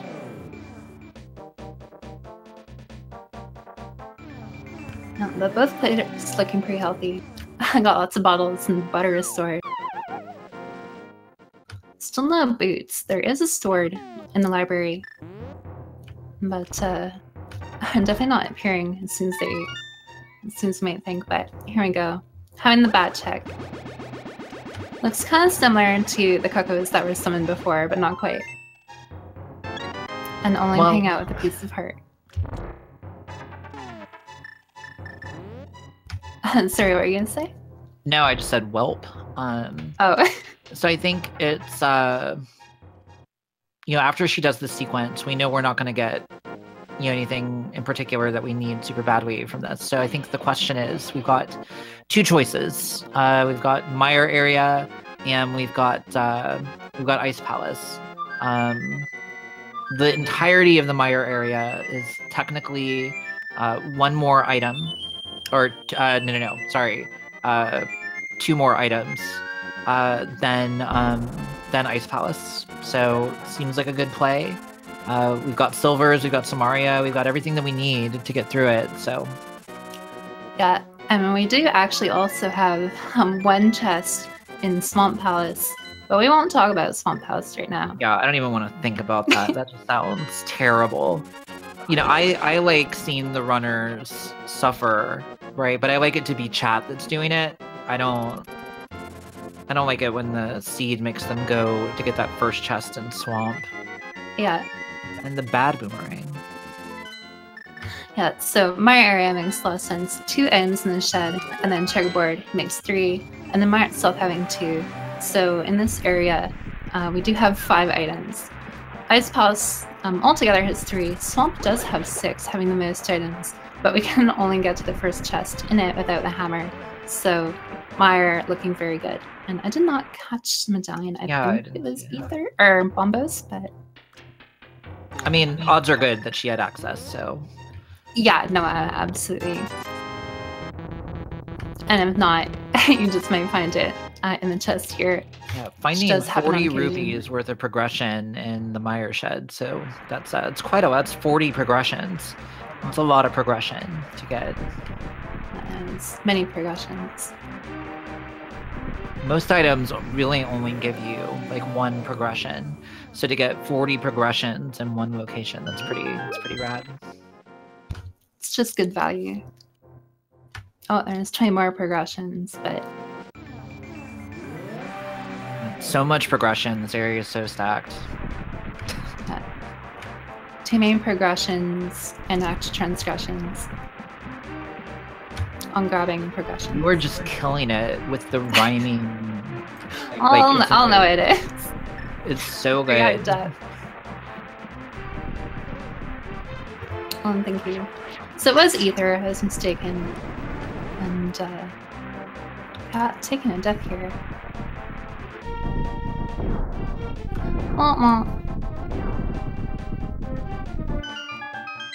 Was not able to make it all the way through. Cinnamon Roll, Spiral Cave. Do people actually call that cave the Cinnamon Roll? Because if so, that's pretty great. And also, I want Cinnabon now. I don't know if other people do. The way I kind of look at it is, if I'm missing boots, it's kind of like, I mean, it's always like a Cinnamon Roll-esque looking cave. If I don't have boots, I kind of think of it as Pump Cave. And then otherwise, it's, I don't know, I guess Cinnamon Roll or whichever. Yeah, I wish you could pump more of that cave. I wish you were going the correct directions more of the time. Yeah, it's pretty funny. Now, I don't know what it is with food. I look at 3 pack of bombs and think blueberries. And so blueberries, cinnamon. Of course, some people think like carrot stick or bacon sword or something. Yeah. I'm not joking, by the way. I want Cinnabon. Like, I really, really do. I've not had one in many years. I'm trying to get. Maybe I could. Do you think I could get the Cinnabon sponsorship, and then just have like a dispenser, like a Cinnabon dispenser, just like above my God? That would be epic. Just in front of my monitor, would be amazing. I'm going for a lot of those actually, but yeah. Oh, somebody in chat has never had Cinnabon. Oh, baby. You don't know what you're missing. It's so good. I do appreciate Citizen Mire here, especially when you have to enter a spike pit to hit a button in the spike pit, to go to a chest in the spike pit, and then to subsequently escape from the spike pit, while there is a BMO shooting at you whilst in the spike pit. Yeah. That spike pit in Mire is kind of unintuitive. Oh, baby, that was so good. Yeah. That spike pit in Mire is kind of unintuitive for players. not everybody sort of realizes this, but if you dash onto it, if you hookshot the pot onto it, it's actually worse than just, fire rod, baby. It's actually worse than just walking onto it if you're trying to go open that chest. Because if you dash onto it or hookshot onto it, it actually delays you getting your iframes expiring and being able to actually trigger the switch. It's really, really unintuitive because you think that hookshotting over there or dashing is going to be faster, and it's actually a good bit slower. Yeah, it's one of those slow things where you can watch like an MG run and the speed run of the game, the basic category, and you'll see people use the hookshot, but it's really subtle because they'll use the hookshot, but they'll actually touch the spikes and then use it, which is just like one of those tiny little things that it can be somewhat negligible, and especially depending on the player, whether it'll actually be beneficial. And yeah, it can just throw you off too.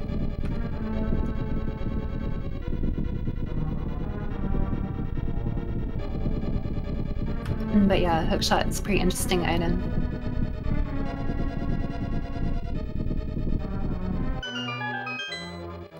Are you misbehaving in chat there? I am behaving in chat. Behaving in chat, okay. This is checking. I only behave completely, appropriately, responsibly. Oh yeah, for sure. Yeah, I'm a very responsible person. Not gonna lie, one of those like multitude gifs that you post is kind of coming to mind here. I'm like, oh yeah, for sure. Just kind of. Oh, one of those. I like that gif. Yeah, I use that gif. I use that gif a lot. Yeah. I think that gif is actually probably somewhere on the line, like in the realm of like 20% of my written communication is that gif, and then the other, like the next like 20% is actually just linking to the music video for Demi Lovato's "Sorry Not Sorry," because I respond to people with that one quite a bit. Yeah, sometimes there are some stock things to go to, and this is always kind of funny seeing them. Poor Feeney having to do a little victory lap here. The ice and whatnot. Looks like she's gonna make it a little bit wobbly, trying to compensate for the ice, but does make it through to find her key. But yeah, that fire rod, we're still. That's why I waited. I was like, yeah, waiting for the hammer. That fire rod obviously is good for Skullids, but still can get into Turok. But that hammer, that was huge. I think that's go mode for all of them now, barring boots, in case the GT bit key is on the torch.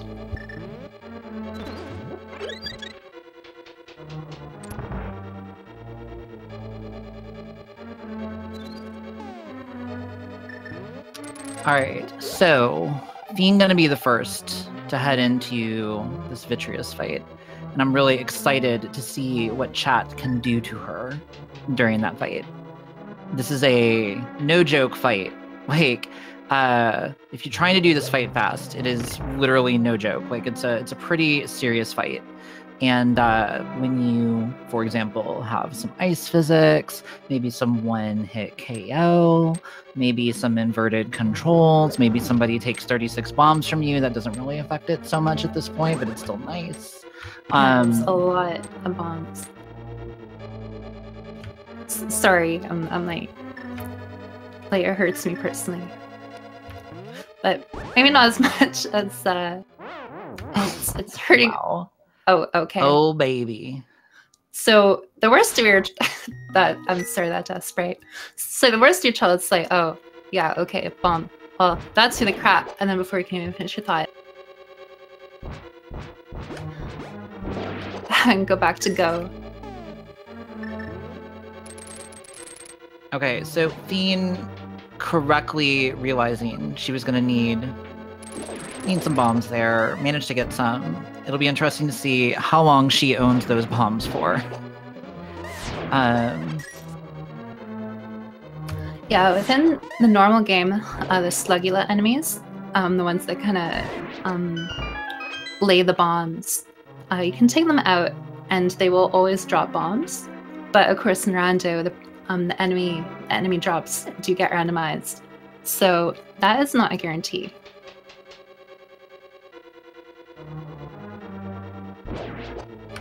So those 5 bombs looking real precious right now. But because of that, Kat is pretty well caught up here. But she too may have to do a victory lap here. It's kind of funny, you see this bee around Sprite there, and I kind of just figuratively think of it as chat, which is kind of hand in her. Yeah, for sure. Kind of going back and forth, giving some space, then going into attack again. I mean, I think that's, you know, again, we're trying, it's good drama, you know. I think that it's good to have a little bit of, you know, back and forth. And there's this bombs going away again. Well, there is the back portion. And there's the fourth portion. Yeah, it's a tug of bomb war. Just totally a thing. It's probably driving her ballistic here. But she'll make it through. And yeah, BitRace. BitRace themselves do quite a bit of damage with the eyes. There is a liquid around that only does 1 heart. She didn't even pick up that one, but she has the powder ready for the fairy. But oftentimes damage boost strats do get used to get BitRace, especially the upgrade stored here. But here we go. Already getting her charge ready. But in order to use arrows... Oh, that's the best. I love when you're sitting there, you're shooting them, you get a few off, so you're feeling good, and then suddenly that noise starts happening. Oh my god. Oop! Oop! Feeny. Saved. Yeah, it should be noted that the charge spin and the butter sword actually does, for all intents and purposes, the same damage as slash, but again, sometimes just having the extra range and active frames of the spin is more useful than the normal slash sword, but she does make it through. And Merc had ordered the one-hit KO. It just came in a little bit late. She would have been so toast if that one-hit KO had happened. Holy crap. Yeah, it just feels frantic. It's like, grab the item. Don't do it again. Grab the item. But yeah, it was definitely really good. So she is Adamire and of course Kat in the same fight here.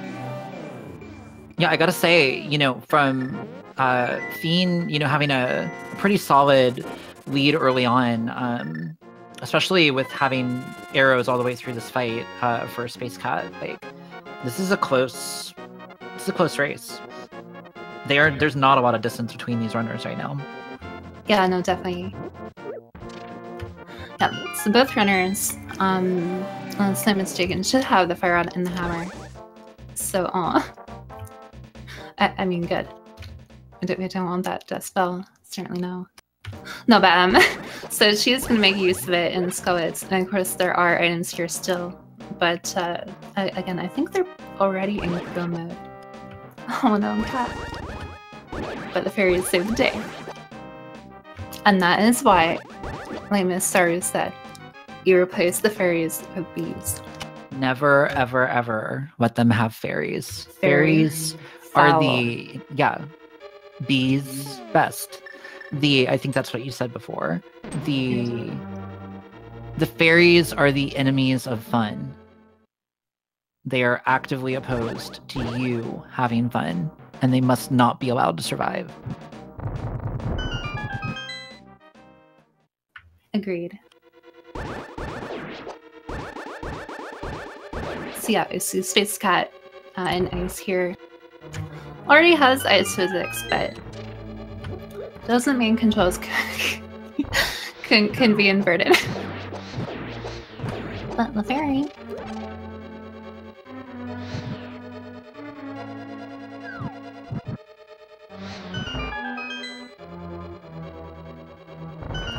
But yeah, thankfully for her, going through, but her fairy supply slowly depleting here. Oh, wow. Okay, so chat, giving that one-hit KO status to Fiend right before Mothula and the Ice Physics. So this is a... she actually just trying to wait it out. Yeah, it's going to be a time stall, which makes a lot of sense. Oh, no. See, I disagree with this. I don't think you should be allowed to do this. I'm going to have words for Miss Feeney after this race because I don't think that this is appropriate. Oh God. Doesn't matter. She got hit. Guys, fairies. Look, I'm not saying that she got what she deserved. We need to wrap. But she got what she deserved. That's pretty funny. It does make a lot of sense from a strategic standpoint to wait it out. So you could think of it as kind of like an arbitrary time extension towards progress, but I definitely want to have fun with it and see how the situations come up. In zeal to debuff her, she was able to have a small potential reprieve before the fight. Now she's in the fight, she cannot escape.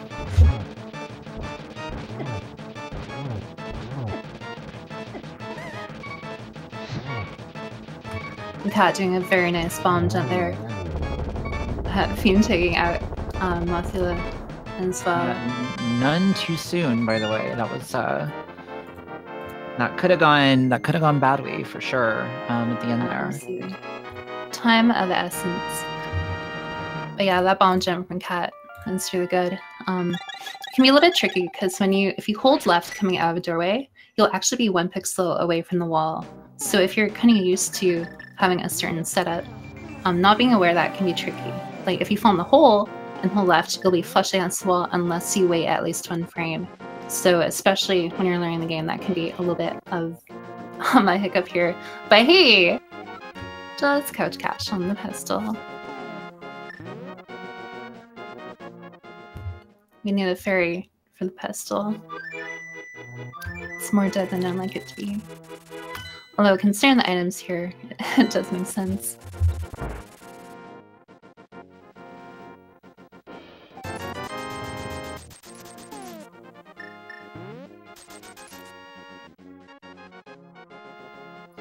All right, so Feeney making a smart play, grabbing a potion. Gonna be heading to ice. So she's gonna now be kind of following in Kat's footsteps. I think going and finishing up Mothula is going to be faster for Kat than doing Ice Palace is going to be here for Feeney. So we may have actually seen a little bit of a lead change.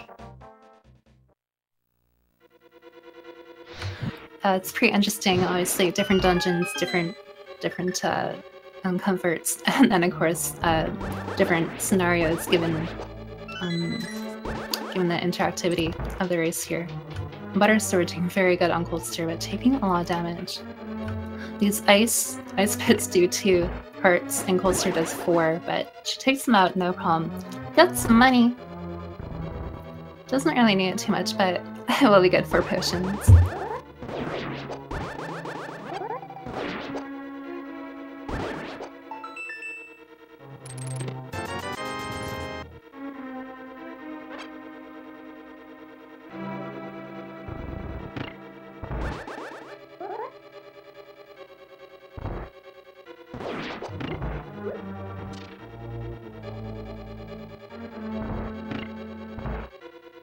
All right, so the question is, where is Kat going?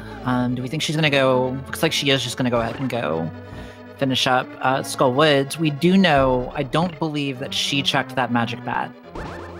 So that might still be kind of looming in the back of her mind there. Yeah, not unlike the OHQ, looming under the rupee count here. But yeah, Skull Woods just make a lot of sense. Considering how much of this area is checked, it's somewhat isolated on its own. It is a crystal, or a crystal at that. But they're pretty much just making their way through dungeons here. So for them, this is pretty much like the home stretch. And try and make it through as quickly and smoothly as they can.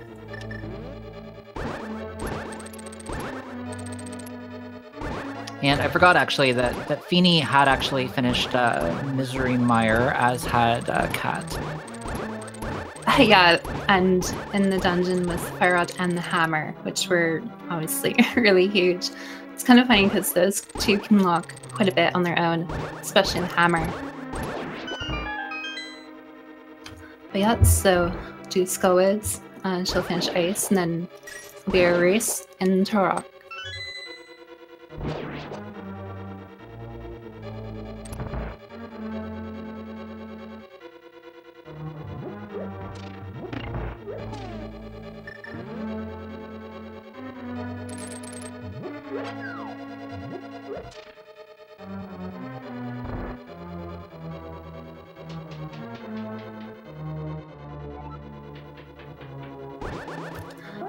This Gibdo area that Kat's in can be really fun if you have boots, and of course a lot of resources, but Gibdo is somewhat scary. But yeah, she's about to enter Mothula here.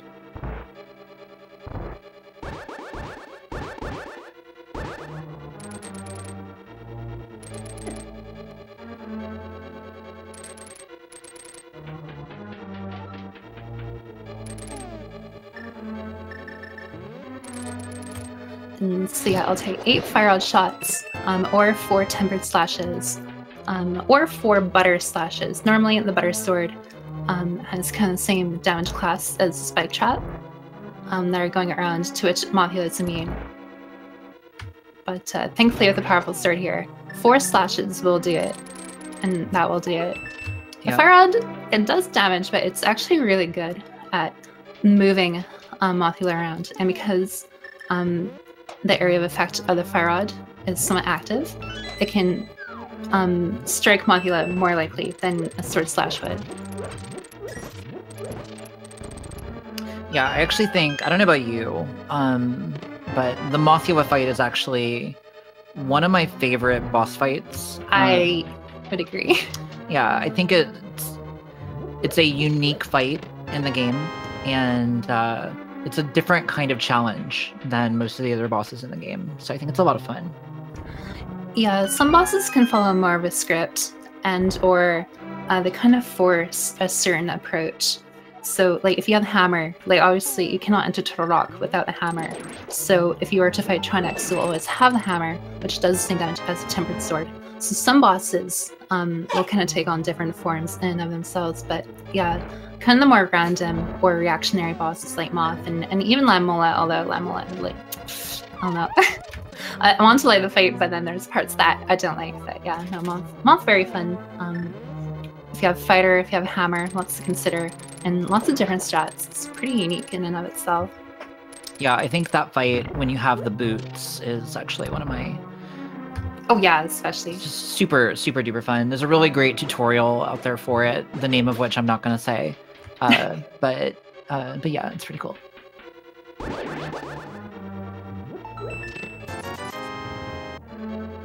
It's Kat making her way. Has done these dungeons and entering Turtle Rock. So yeah, definitely a significant lead for Kat here.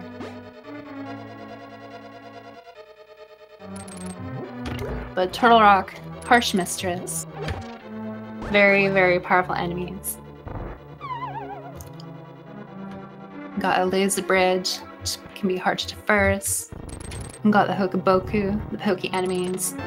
I love that name, and I love your commitment to always saying Hokuboku. I think that's really good. I mean, it's a great name too. And it really is, yeah. And it's like, in Swamp you got the Piragusu, but like, when are you going to bring them up? It's true. My favorite thing is that Hokuboku is basically like hokey pokey, and so that's where the American name Pokey comes from. Even think about it. Yeah.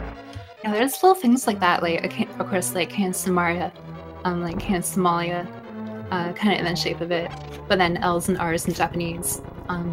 This is pretty interesting, and like a bunch of little things like that. Yeah, fun thing for me is actually always that people feel like it changed from the flute to the ocarina, even though it looks the same. It's actually called the ocarina in the Japanese version. They only changed it in the US version, which is kind of funny. It's pretty interesting, localization changes and little stuff like that.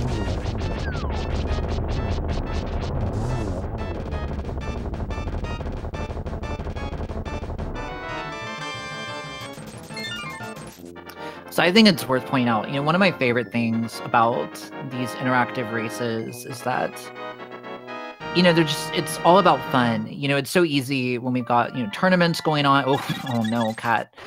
When we've got tournaments going on and things like that, it's easy to get really kind of hyper competitive and get super serious about stuff. One of my favorite things about this is that it's a time to just have sort of unadulterated fun.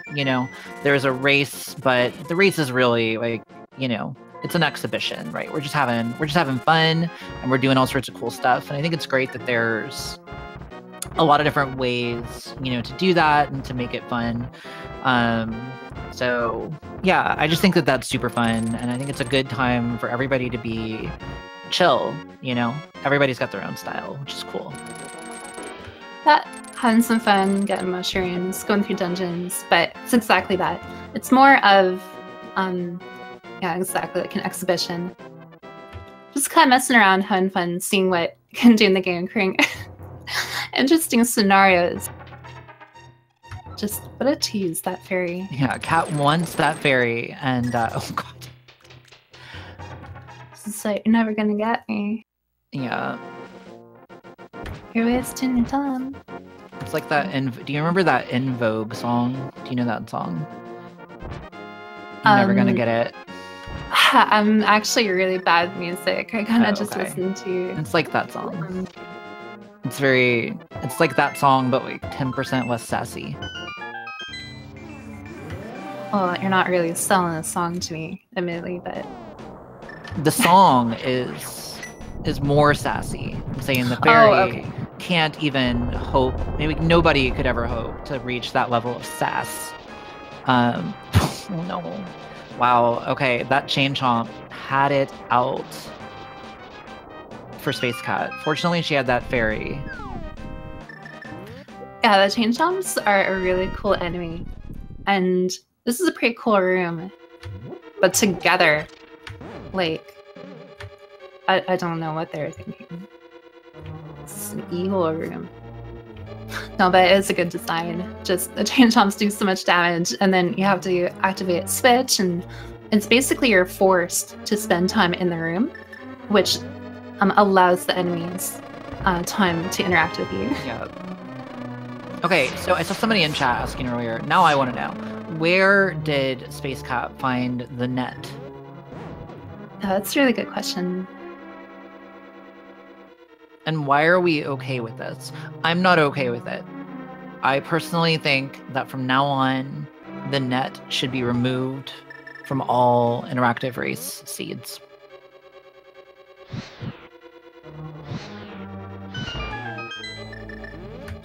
Well, I know some people appreciate the Spaghetti type fight, but that actually is very powerful.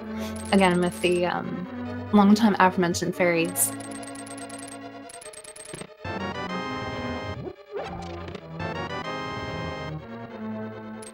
But yeah, the net is no bueno. Yeah, I mean, I am of the opinion that, I'm actively against cheating. And more importantly, I'm actively against feeling cheated. And I feel like that bug net makes me feel cheated. And it's really, just so we're clear, all about how I feel. So it's a problem. Yeah, absolutely. And with the no bueno type thing, you're gonna hate me, but what came to mind was Uno Saru. Wait, what did you say? I missed it. Sorry.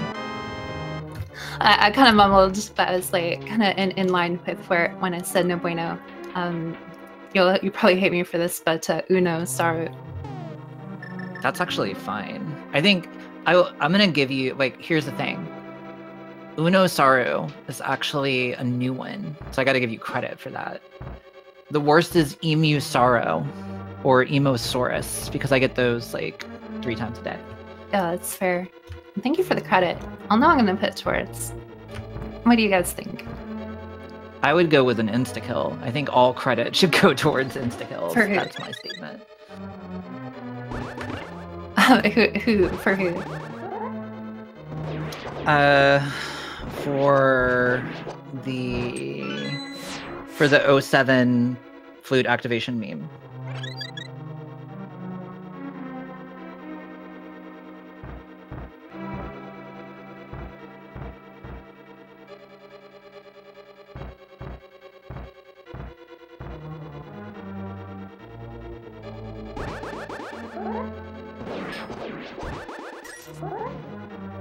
I have no idea how much of what I was just saying actually came through because I keep forgetting that I have push to talk on.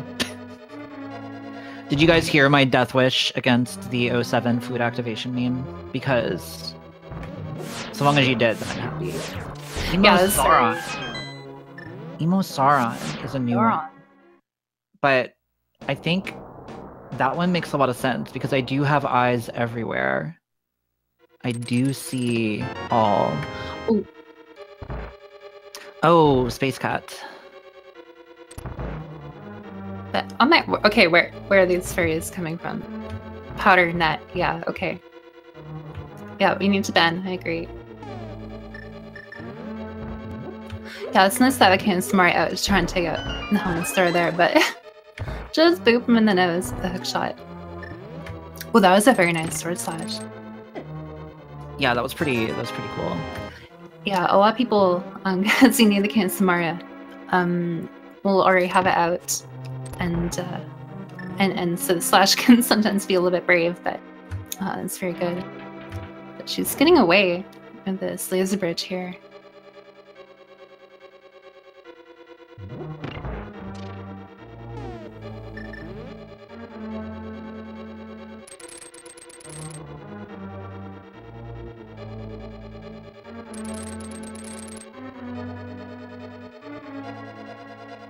All right, so SpaceKat gonna be the first one to get into this this Trinex fight. Did you know that it's named Trinex because it has 3 necks? Did you know that?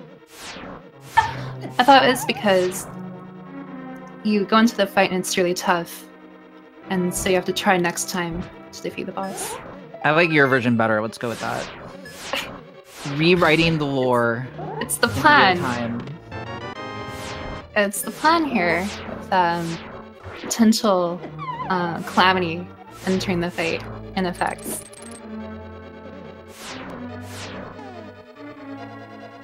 Yeah, I'm a huge fan of this version, actually. I feel like the more ridiculous we can make the interpretation of literally everything in this game, the better off we all are. So Fiend looking like she's gonna go take the safety entrance, which given her heart count, I think is a good idea. Unfortunately, doesn't have the bomb she would need to do it. Yeah, this is quite the predicament she's in. Not even a sync heart, unfortunately, for a full health refill. She does have a blue potion, but I think she's really hoping to save it for some reason. I was wondering if you're gonna have another Sora incident waiting for the bombs. Just slash and Sora, you people in chat, listen here. I need a bomb. Okay, well, with SpaceKat having defeated Trinex, not having to try next time in this particular instance, she will be the first one into Ganon's tower. And that means that we are looking for the Ganon's Tower big key. It's a very exciting time. Which strat will she employ? Will she employ regular strats, dumb strats, dark magician strats, pink warlock strats, amethyst wizrobe strats, rogue meme strats? Which one? Which strats will she apply? It's time to find out. Yeah, I'm not sure. That's a lot of strats. I feel like I'm at like Cinnamon or something trying to decide what my order will be. And so many options.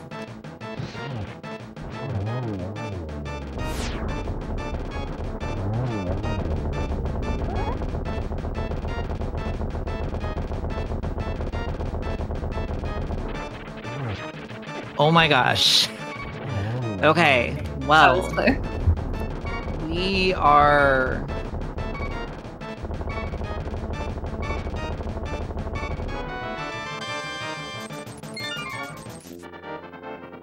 We are looking for boots in here. I wanted to give you guys like a minute to do it, but we are gonna need to find some boots here. There's a 1 in 22 chance that was gonna happen, and we got it. So Yeah, so a lot of the extra checks that they did, it's actually very prudent to them in this scenario because yeah, we do need the boots. You don't see it very often, but when you do.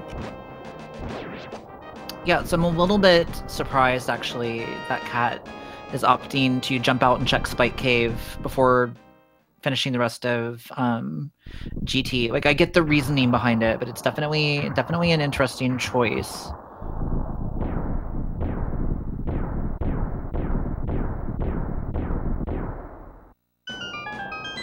Also, you can see here that sometimes the combinations of things like ice physics on spikes can be really, really interesting.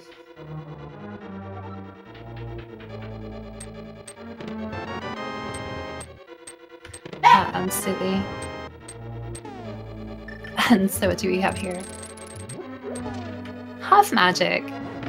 It's the boots That's a of great magic, find. but it's not the boots of feet. And we are unfortunately looking for the boots of feet.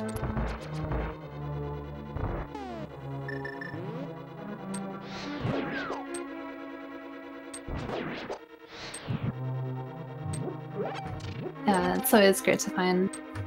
So she's gonna explore the right side here.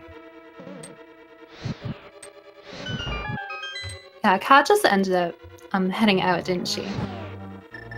Yeah, she bailed, so that's, you know, potentially a really lucrative thing if boots are out in a pendant dungeon somewhere, or it's a potentially terrible thing, and we will find out which one it's going to be. Yeah, it's a very interesting decision. And so far nothing here, but...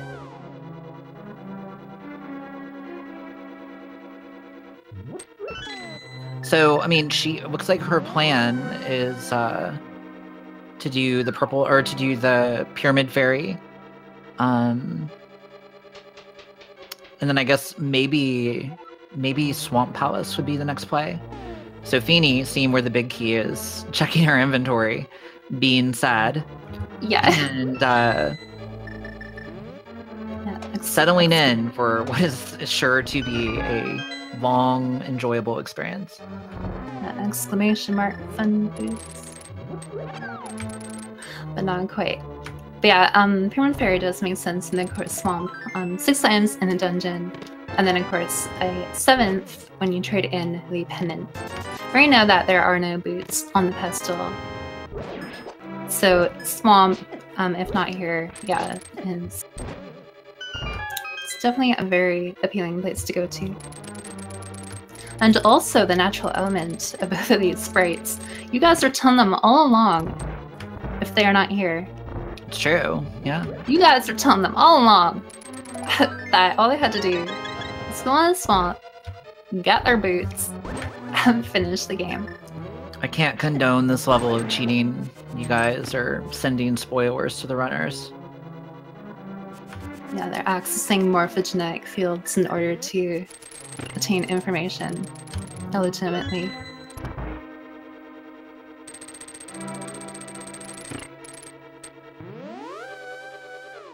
Yeah, so I think after I don't think we have any overworld left, right? I think it really just is pendant dungeons. So, Swamp, I mean, almost has to be the play because we've already cleared out Pod. Desert, I think, might have an item in it, but I'm not even sure about that. I think Swamp is pretty much the only option.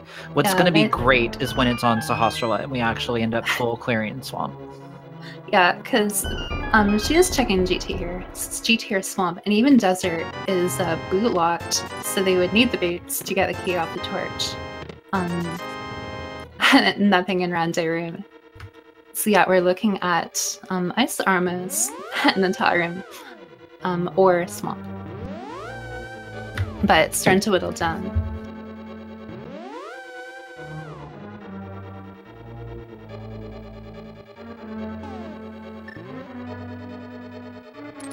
Yeah, honestly, you know, I would have stayed in GT, but what Kat is doing is a really potentially lucrative play. Oh, it'd be huge. Yeah, I mean,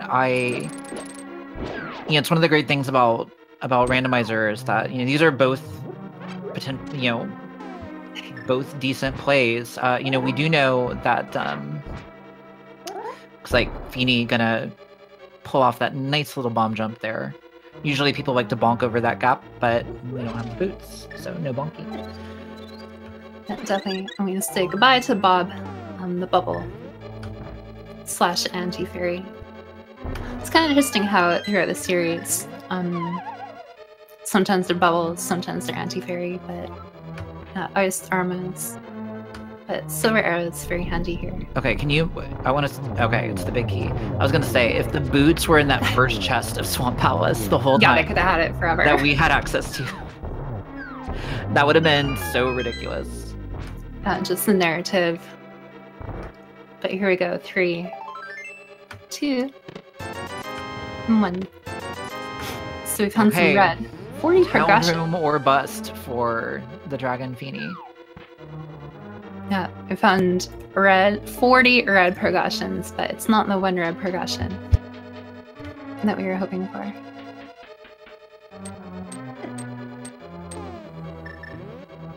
I honestly don't know if I want it to be in Tower Room or not.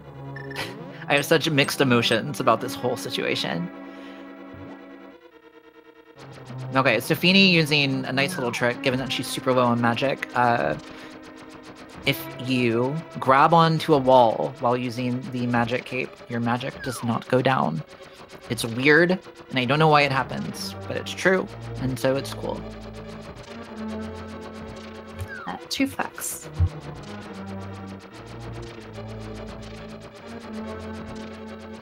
Yeah, it's the cat making her way through with roundabout room here. Another 20 red progressions, but yeah, it actually be really wild. Huh? Did you see the little like hesitation before she opened the chest? There's like a little stutter in the step, and at this point, it's just like every chest, like, okay, is this gonna be the one? But unfortunately, Feeney chose wrong. Kat with the huge plays. The seed is making them work for it, but again, it really is quite a huge play. Just leaving GT Steam Torch and presumably going with her gut here. Again, the water-themed character, maybe some inspiration from very early on this seed. Yeah, this is kind of really neat to see.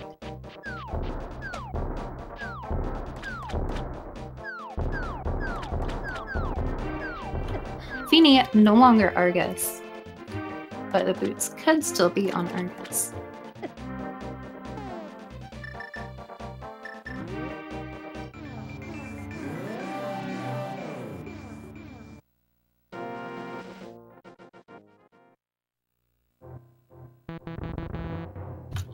Oh yeah, that's true. Did they turn in the mushroom? That's a great question, actually. A mushroom. I want to say, well, wait. So they've gone to the potion shop, but We've definitely been to the potion shop. Yeah, that'd be pretty funny. That would be very funny. Especially because, like, you have the flute, right? So you have the mushroom, you have the flute, you have money. You're like, oh, I'll maybe buy potions or, you know, what have you. Just a quick little stop. Go to the corner store. But, okay. Wow. Game. Digging up some truffles here. Need to two fetch items.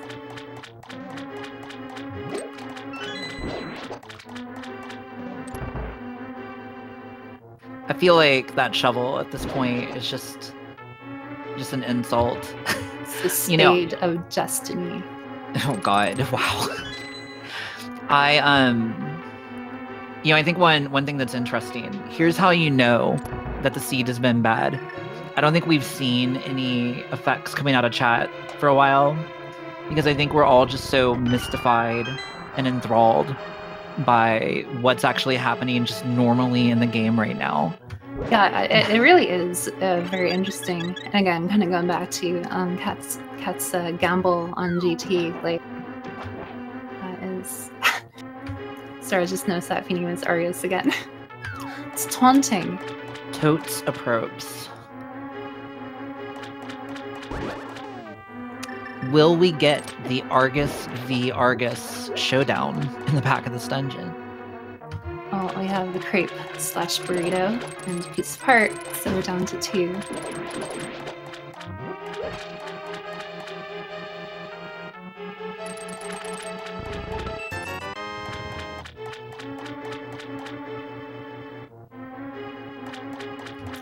And oh you got gosh. half the Tego Argus. An item on Argus and an item on the green pennant. Okay, so the question is, does Feeney rush the back right now?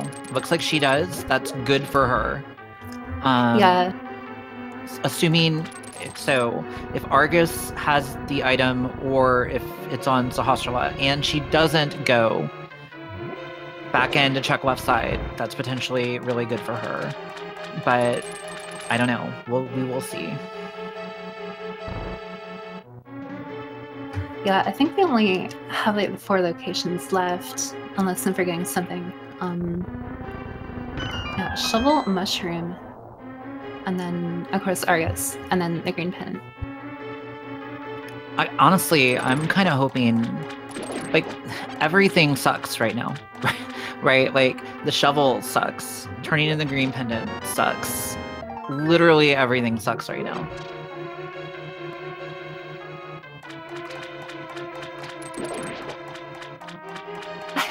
Okay. All right. Game. Well. Wow. What an incredible, incredible thing. Oh, that's really funny. Just shovel, mushroom. Saskatchewan. It's like the only places we have left. Okay. I mean, fortunately, it's just a lot of fooling around. It's pretty quick, but I'm just guessing. The fact. Oh, she's gonna take this route to the shovel spot, it looks like. Yeah. Yeah, I can't think of anything else currently. They were rather thorough. Yeah, I'm not 100% sure whether or not did we get all 5 items out of pod. I thought we did, but you never know. Okay, well, that's one. It's not on the shovel spot. Just seeing that red color every time. You get a little bit hopeful.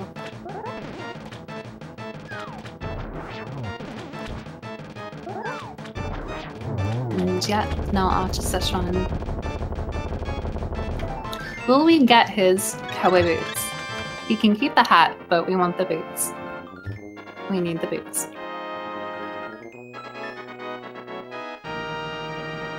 Wow. Okay, so chat trying to give Feeney that death spell didn't quite make it in time. Indeed. Our friend Shalshaka over there, generously giving his footwear for our cause. Vanilla boots. It's only Wowie. it's only to save the world, and that is very true. That is the vanilla location for the boots.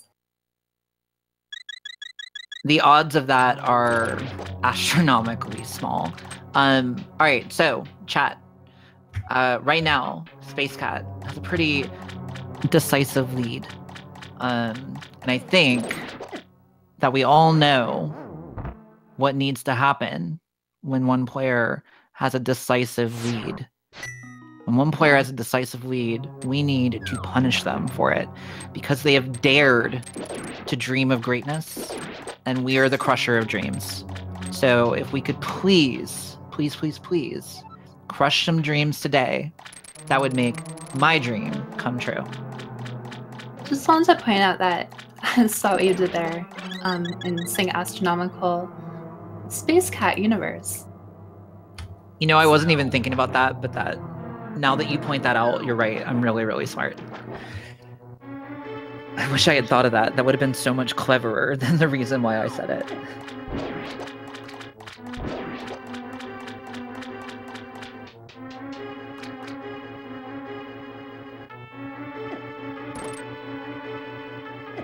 Yeah, sorry, Castronomical? Yeah, Catastronomical. Astrocatical.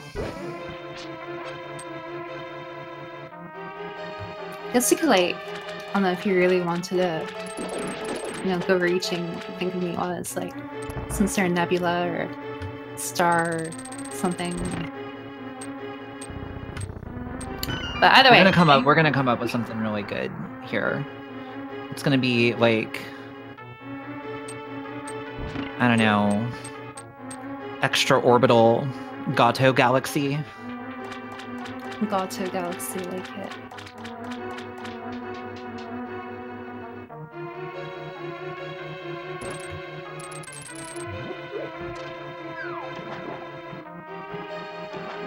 Alright, so I am looking forward to seeing extra-orbital Gato Galaxy receive some of chat's special blessings during this GT, because yeah, I am. That's a great question, Black Moon. How to count that is sort of weird. Also, I forget the command to say which key it was. So if anybody else remembers how to say which key it was, we will go with SpaceKat Universe's check order, in which case I think it is 3, because I don't believe that she did anything else after that. I'm pretty sure on the first 2 right, and then did a decent portion left, and then left. Yeah, I think she stopped after, actually she stopped after Stalfos, right? But it's a little bit weird because she walked by the thing as number 3.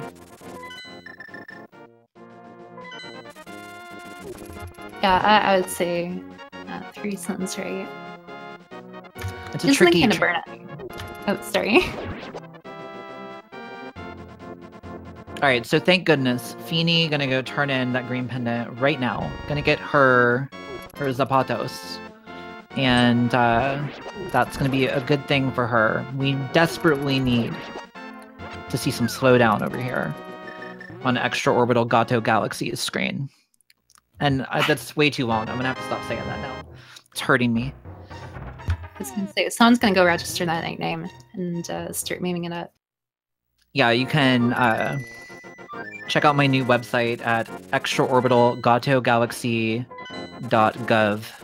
It's a it's a brand new governmental agency dedicated to the exploration of the Gato Galaxy.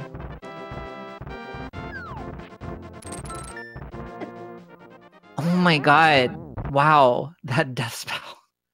Merc, you're targeting the wrong side of the stream. Yeah, she got it. Oh wait, no, they're both She got rocked pretty good there. They both got it. I'm super excited. This is great. This is great. I don't know, I feel like we need to have a Merc account. Like, we'll eventually get to Merc 249, but... That said, I think it's only... Oh gosh, another death. So we're gonna switch over to SpaceKat's audio. She definitely has a lead right now. Chat, doing a good job. Trying to... Oh my goodness. Oh my god. This is relentless. So Elm, boots were actually on Sahasrara for the green pendant which was Pendant Swamp. It was pretty beautiful.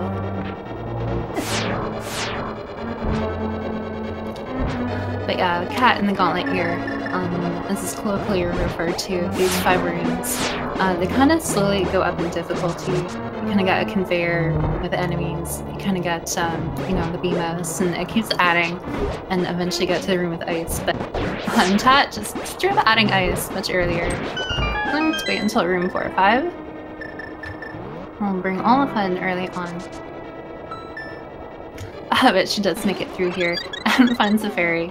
Kind of surprised she didn't net that one, but maybe she just wanted to grab it though. Oh, which kiddo? This is terrifying. But yeah, Feeney grabbing her key, now heading up the tower.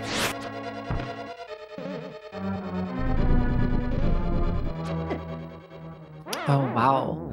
Dude, this one-hit KO has been doing work, that is for sure. Fiend now in a slight lead, so chat, you know what to do. We want to keep this even and fun for us. Not so much for them. Fun for us. So we want to make sure that that we get to see as much Ganon's Tower action as we can. Ooh, getting that clutch arrow shot actually just underneath that that skull there. That's actually a tricky shot. The hitboxes on those skulls are actually kind of unintuitive.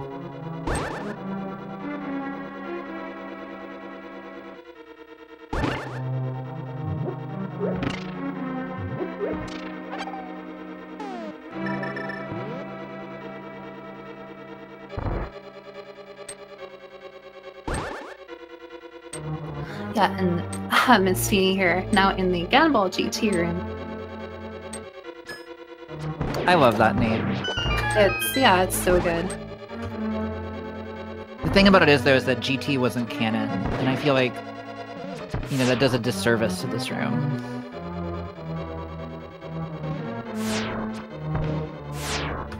But like, Ganon Tower. I know, and that's what's so unfortunate about it, because the name makes so much sense, but at the same time, it's like, you know, the creator didn't really approve of it. I don't know, it's very complicated. I have very complicated feelings about the Dragon Ball franchise, so... I think a lot of us do, to be fair.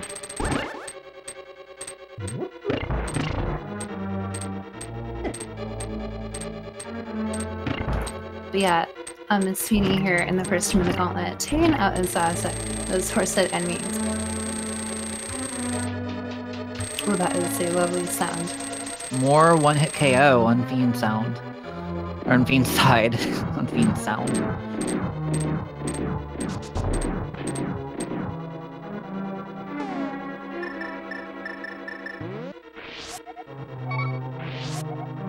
Yeah, so Cat making great use of the safety room here. Got more fairies. And of course, full magic refill.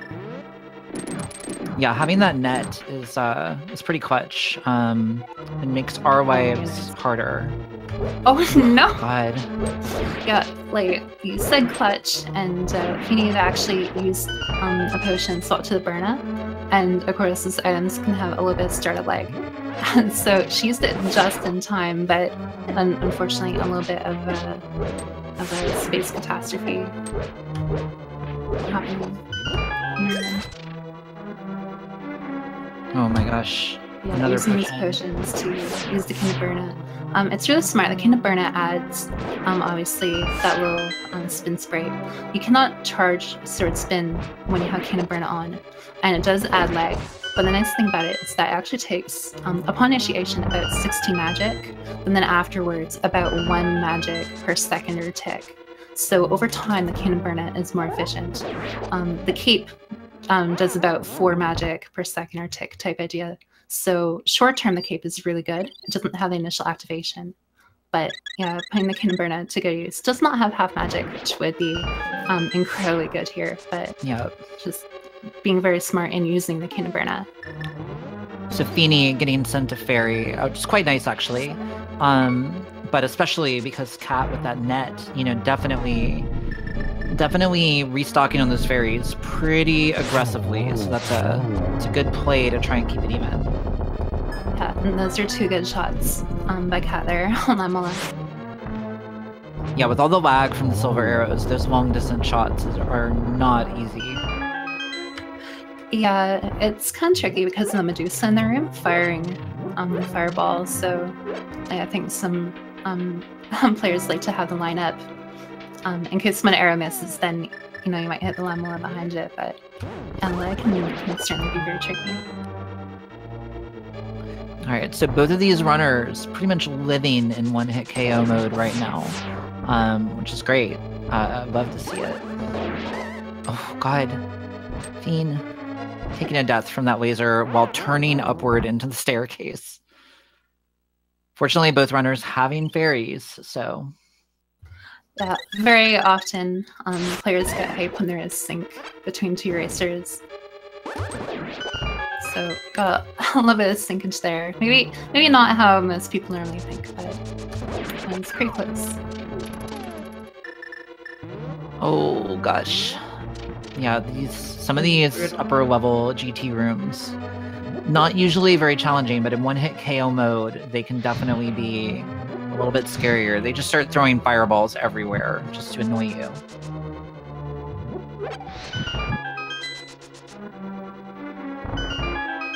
Ooh! That is quite fortuitous. Getting a waifu in a ball there. Fairy in a bottle. At the very end. Braves to Robin. With the advanced strats, going with the green potion bottle refill. So now the question is, does Feeney realize that if she burns that, she would open up a spot for somebody else to give her a fairy? Looks like not, because she went ahead and got that magic refill. Yeah. It's Robin. Is watching the match, consider the situation, and bravely ran into chat. Oh baby! Oh god, did we just switch buttons? Or no? Yeah. It's the rare menu buffer. Or map buffer. Yeah, the map buffer during the hover is an advanced strat for sure. Feeney going for the hover though. A hover queen at work. I wish I could hover. I can't hover.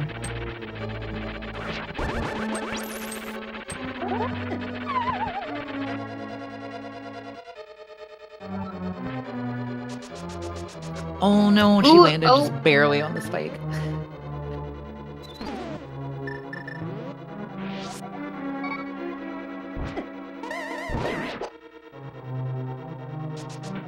Alright, it'll be interesting to see whether she goes forward again or whether she'll just opt to kill him, especially now that one-hit KO is done. Looks like she's just gonna kill him. Yeah, it makes sense. It's kind of interesting though. Didn't Powder the one fairy there? Why is she still hovering? Oh, Feeney. No, because she's the hover queen. Girl, I love you, but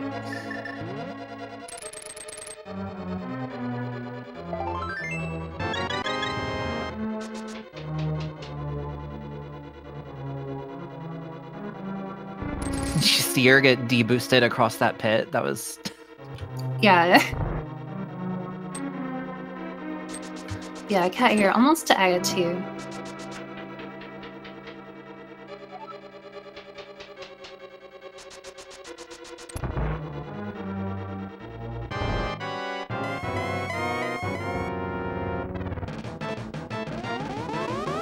That's Aga 2 fight after what, 6 orbs into Aghanim.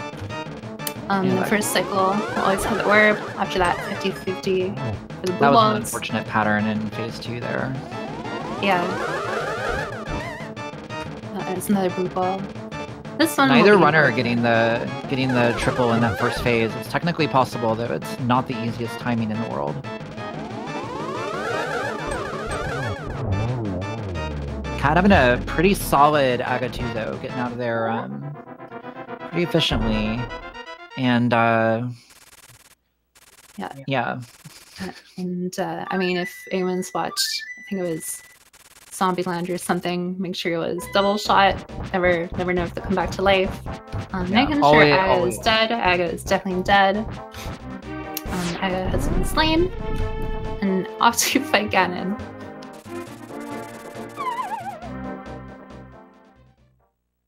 And so is Feeney.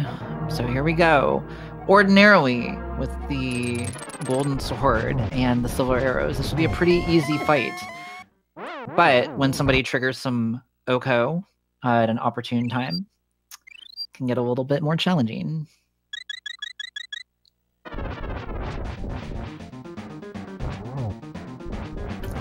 Yeah. The Fire Sword, 4 phases. 6 slashes first phase, 6 to second. But will she get to the second? Yeah, so how many fairies does Kat have? That's the question. And you can see, it's always really interesting when you see, players go into something confident and then they start taking those Oko deaths, and you can see when, they start to get a little bit concerned. It's definitely visible.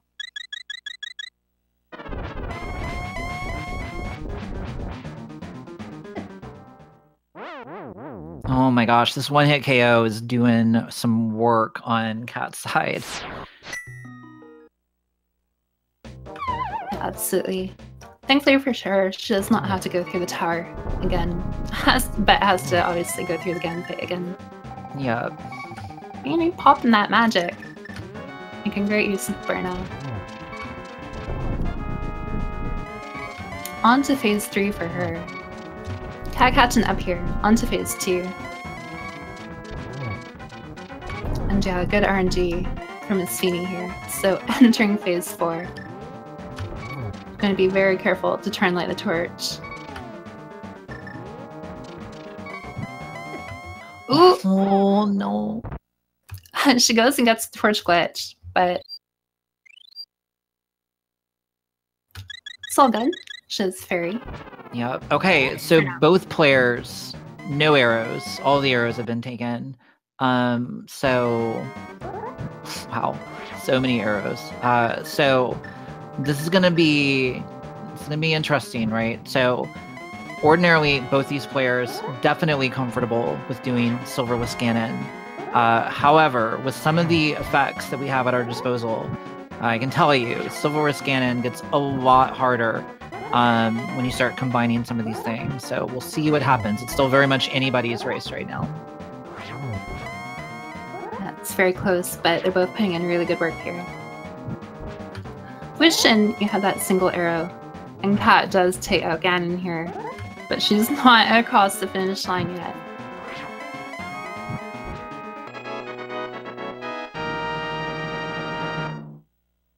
I missed the fanfare. Yeah, but indeed, she does make it through. Quick before she touches Triforce. GG. Yeah, GG. That's about 2 hours and 27 minutes here.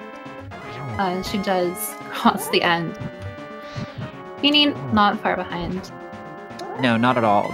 Ultimately, at the end of the day, this ended up very, very close. And I think, with the way that the GT, the GT big key situation worked out, this really, really and truly was anybody's game, almost no matter what happened. Yeah, like when you take out some of the fun and shenanigans and you think about it, they both made some really interesting decisions. Again, especially Feeney going to South Shore, getting the mirror, and then going to Death Mountain. But then, of course, at the very end, with leaving GT early for SpaceKat, yeah, it's very interesting. It was an interesting play, but it clearly was the right one in this particular scenario. It worked out super duper well. Yeah, so I'm sure we'll have both of them in here for an interview quite shortly. And in case I forgot to say it, for my part, GG's to TheDragonFeeney finishing. Should pause your timer at 2 minutes, 29 seconds, or 2 hours, 29 minutes, 17 seconds, pardon me. Yeah, 2 really, really close, super good finishes.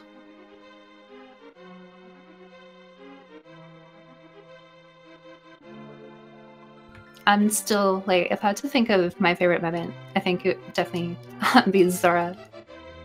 That was just such perfect timing. Like literally, like just amazing, amazing timing. Like I don't know if it was frame perfect, but it was within 2 frames. Like it was so incredibly, ludicrously, perfectly timed. It was so good.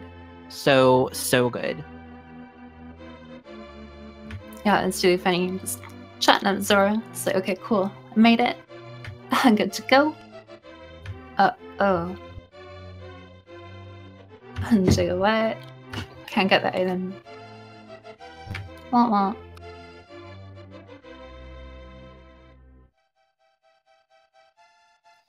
Yeah, so I'm not seeing anybody jumping in. I'm gonna go hunt people down. I'll be right back.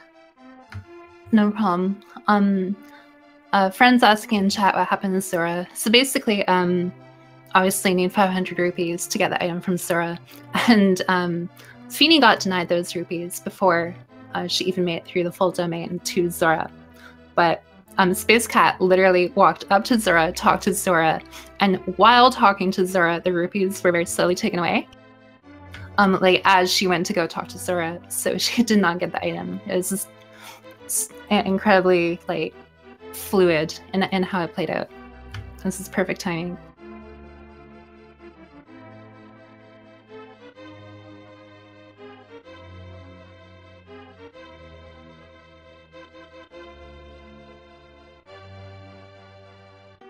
But yeah, there are a lot of really good moments in general.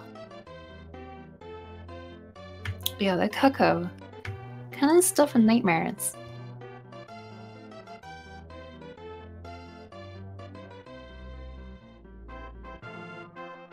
So, okay, you know, you think the bird, the Coco.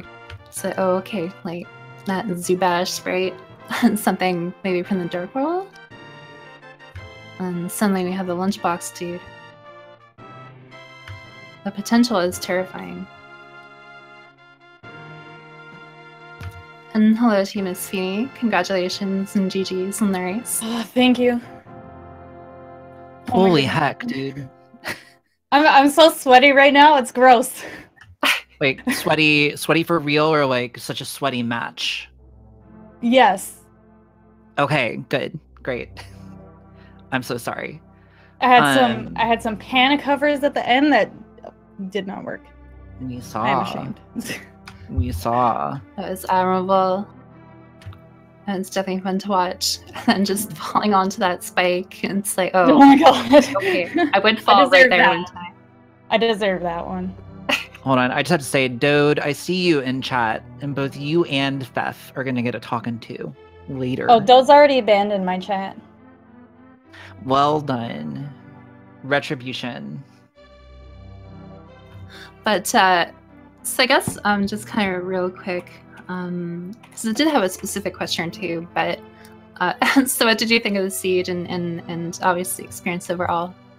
It was a very interesting seed. It wasn't very kind in that Vicky was on Torch and Boots were at Sriracha Sauce. That was I didn't really care much for that. There wasn't a whole lot of early progression, I found. So it was really weird that we had to do a bunch of stuff, go to Aga, and then go dip into Pendant Pod for that hookshot. Hello. Yeah. I want to say, sorry. No, you go ahead. I was just going to say, hi, SpaceKat Universe. Hello. Of course, GG's and welcome. Thank you. Thank you. How are you feeling? Oh my goodness. I'm shaking. I thought for sure I was behind like the entire time because, you know, Fiend's really good at this game. But she did, from what I'm told, she did an amazing job.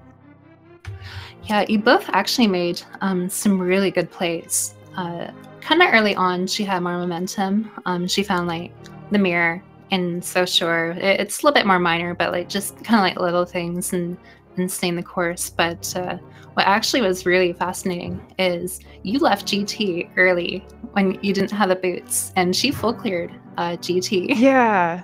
Yeah, I just figured I would leave because I'm like, well, what's the logic gonna tell me? Because I know that they have been in GT before, so I was like really taking a gamble. I'm like, I have no idea what Fiend was gonna do, so I was like, it's really up to whoever finds the boots the fastest. And I was really fearful because everywhere I checked in the overworld, I couldn't find them.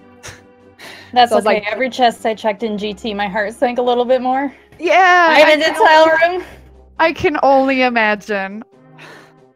Yeah, and then of course, like, there are a lot of red rupees at the end, it seems. So you see the red, and it's kind of like, oh, it's not a red I want to see. Yeah, this was definitely a rupee. To me, it felt like a rupee heavy seed. Well, it would have been. Yeah. People Oh, had yeah. let you have them. Yeah, that was really weird. I think the same frame or whatever that I talked to Zora, all of a sudden I heard, because I talked to him, he was coming out of the water, and then I heard my rupees disappear, so I thought he was taking them, but then all of a sudden he told me, nope, go find more money. I'm like, what the heck just happened? Yeah, that was literally, like, we were watching it. It took me a second to figure out what was going on. Yeah. Because it was literally, like, frame perfect. Yeah, like, it no was joke. Like, it was so good. Yeah. But on the subject of Zora, though, Mhm. we have to ask your opponent. Your opponent also had their money taken away from them, not framed perfectly, a good bit earlier actually. Yeah. But she opted, rather than just say like leaving, hoping to find some other rupees elsewhere. Yeah. She opted to spend probably like 2 minutes, actually in the upper left corner of Zora's domain, just slashing her sword north. Uh-huh. Asking for rupees, I think. And then my Oh. favorite part was after like the first minute, she decided, no, let me make it clear how committed I am to this play.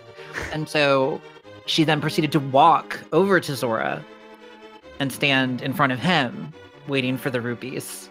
Oh, nice. Which I thought was an interesting, but also kind of a baller move. Yes. So, Feeney, why were you so certain that you were going to receive those rupees? I didn't want to go back there. Okay, I did not. fair. I had no desire to go back to Zora at any given time. But, the crowd wasn't biting.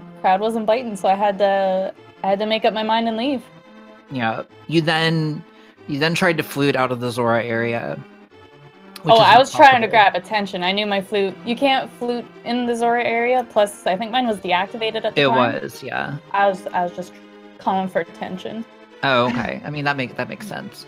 So that was the first time that you stalled, and that one was kind of funny, I thought. But we need to talk about the shenanigans that you pulled right before Mothula, when I think you got ice physics and one-hit KO.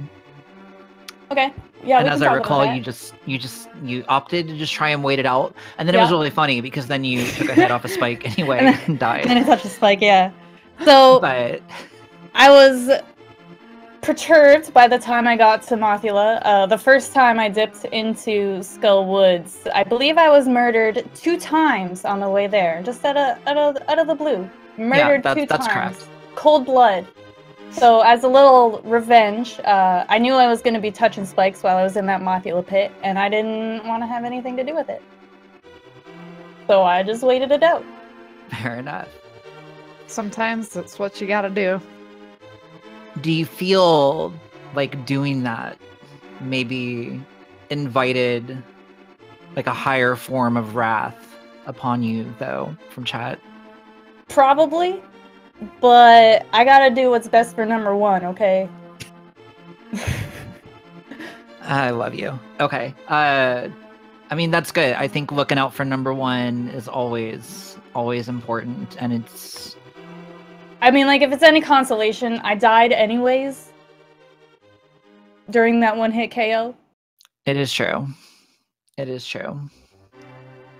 So you guys both had a heck of a time getting up GT. Ugh. Yeah.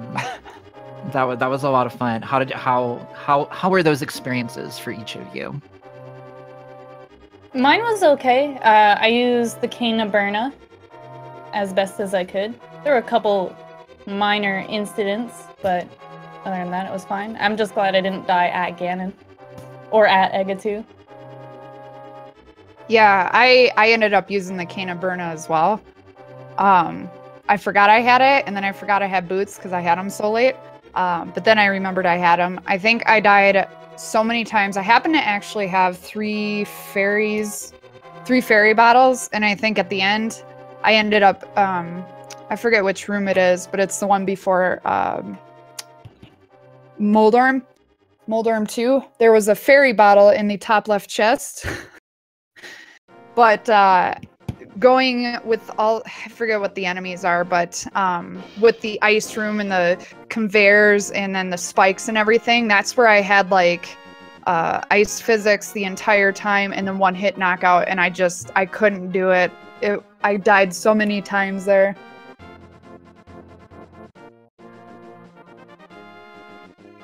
Yeah, there Yeah, are definitely GT. a lot of brutal moments. Yeah. Yeah. Yeah. It's a tough dungeon, and by that point, people are really invested in like swaying the outcome. So yeah, people get hecked a lot going up GT for sure. Yeah.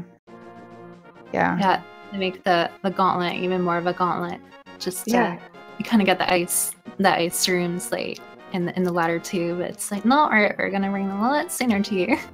Yeah, and I'm not sure. Like Yeah, I'm not sure who it was, but from what I heard, both mine and Feeney's arrows got taken in Ganon, the Ganon fight.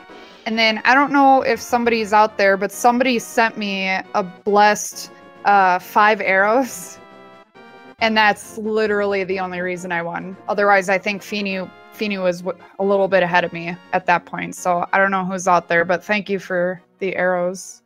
Yeah, that was definitely a nice blessing. I mean, you guys were both doing really, really well at that point, frankly. Yeah. Like you had a kind of a rough go of it early with all the 1-hit KO in Ganon, because I think you kind of ended up like close on him. Yeah. And usually that's not quite as big of a deal, but then when you've got that 1-hit KO going on and then you kind of get in a loop with it, and it's just really, really tough. But yeah, all the ice physics and both inverted pad and inverted buttons, like I had literally everything in the first phase of Ganon. Yeah, but you guys both did a really great job dealing with a bunch of really, really heinous stuff. And speaking of heinous stuff, there is one more sort of highlight reel moment that we have to talk about, which is SpaceKat. You both were doing the fake flipper play early, early game. Kat received the most epic Cocoa Storm possible. I did. In the water. Like, she had jumped in with fake flippers, immediately got surrounded by Cocos. Yeah, there's nothing I could do at that point.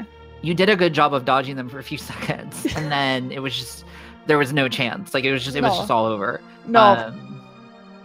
Yeah, that was incredible. It was, to watch that was just, it was stupendous. It was the best Cocoa Storm ever. Yeah, I'm not even mad about it. That was pretty amazing. No, I don't know who did it, but they're a true hero. Whoever it was, that was amazing. Yeah, I ended up like not even doing fake flipper for a while after that. I just started doing something else. I was like, all right, that's it. I'm gonna go to Eastern Palace. Yeah, not a bad decision. I kind of cut the losses and saved up, and then used to get an improl too, and just little other things. So it was definitely really good. Yeah, it ended up working out.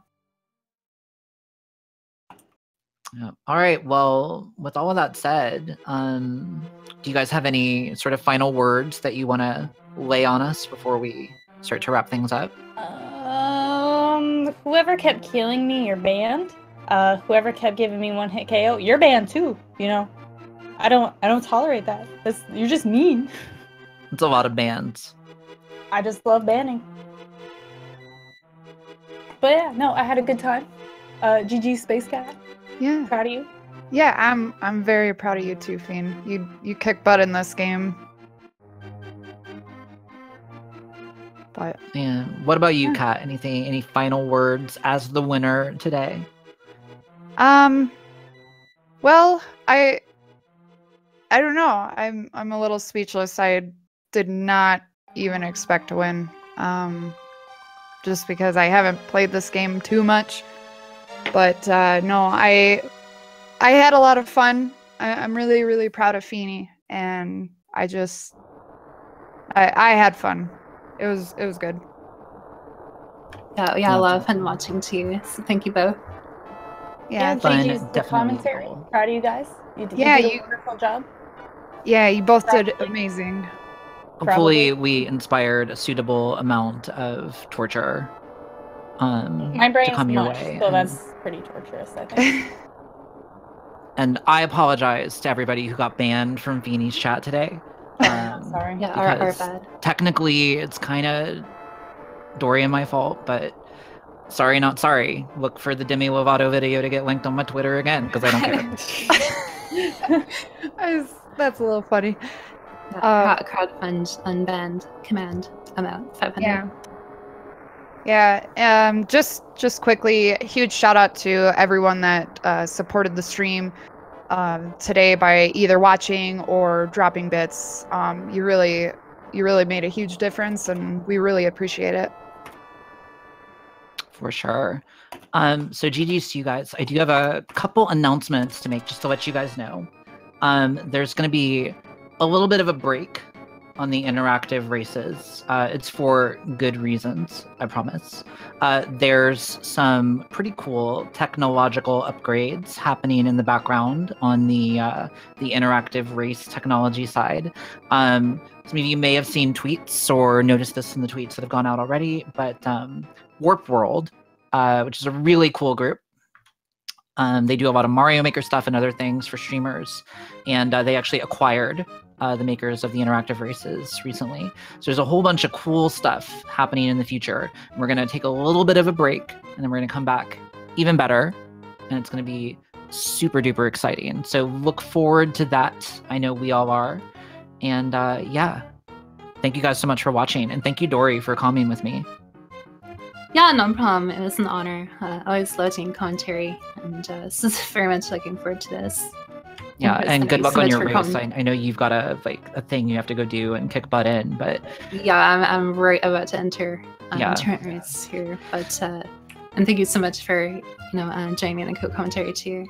anytime. So yeah, good luck to Dory. Thank you so much to our racers. Thank you so much to chat. Thank you so much to Speed Gaming and all the interactive races people and the BitRace people and everything for putting all this on and making all this possible. So with that said, I've been Emo Saru, and my partner has been Gazelle Shaft, the one and only. And we will see you guys sometime soon. Take it easy. Bye.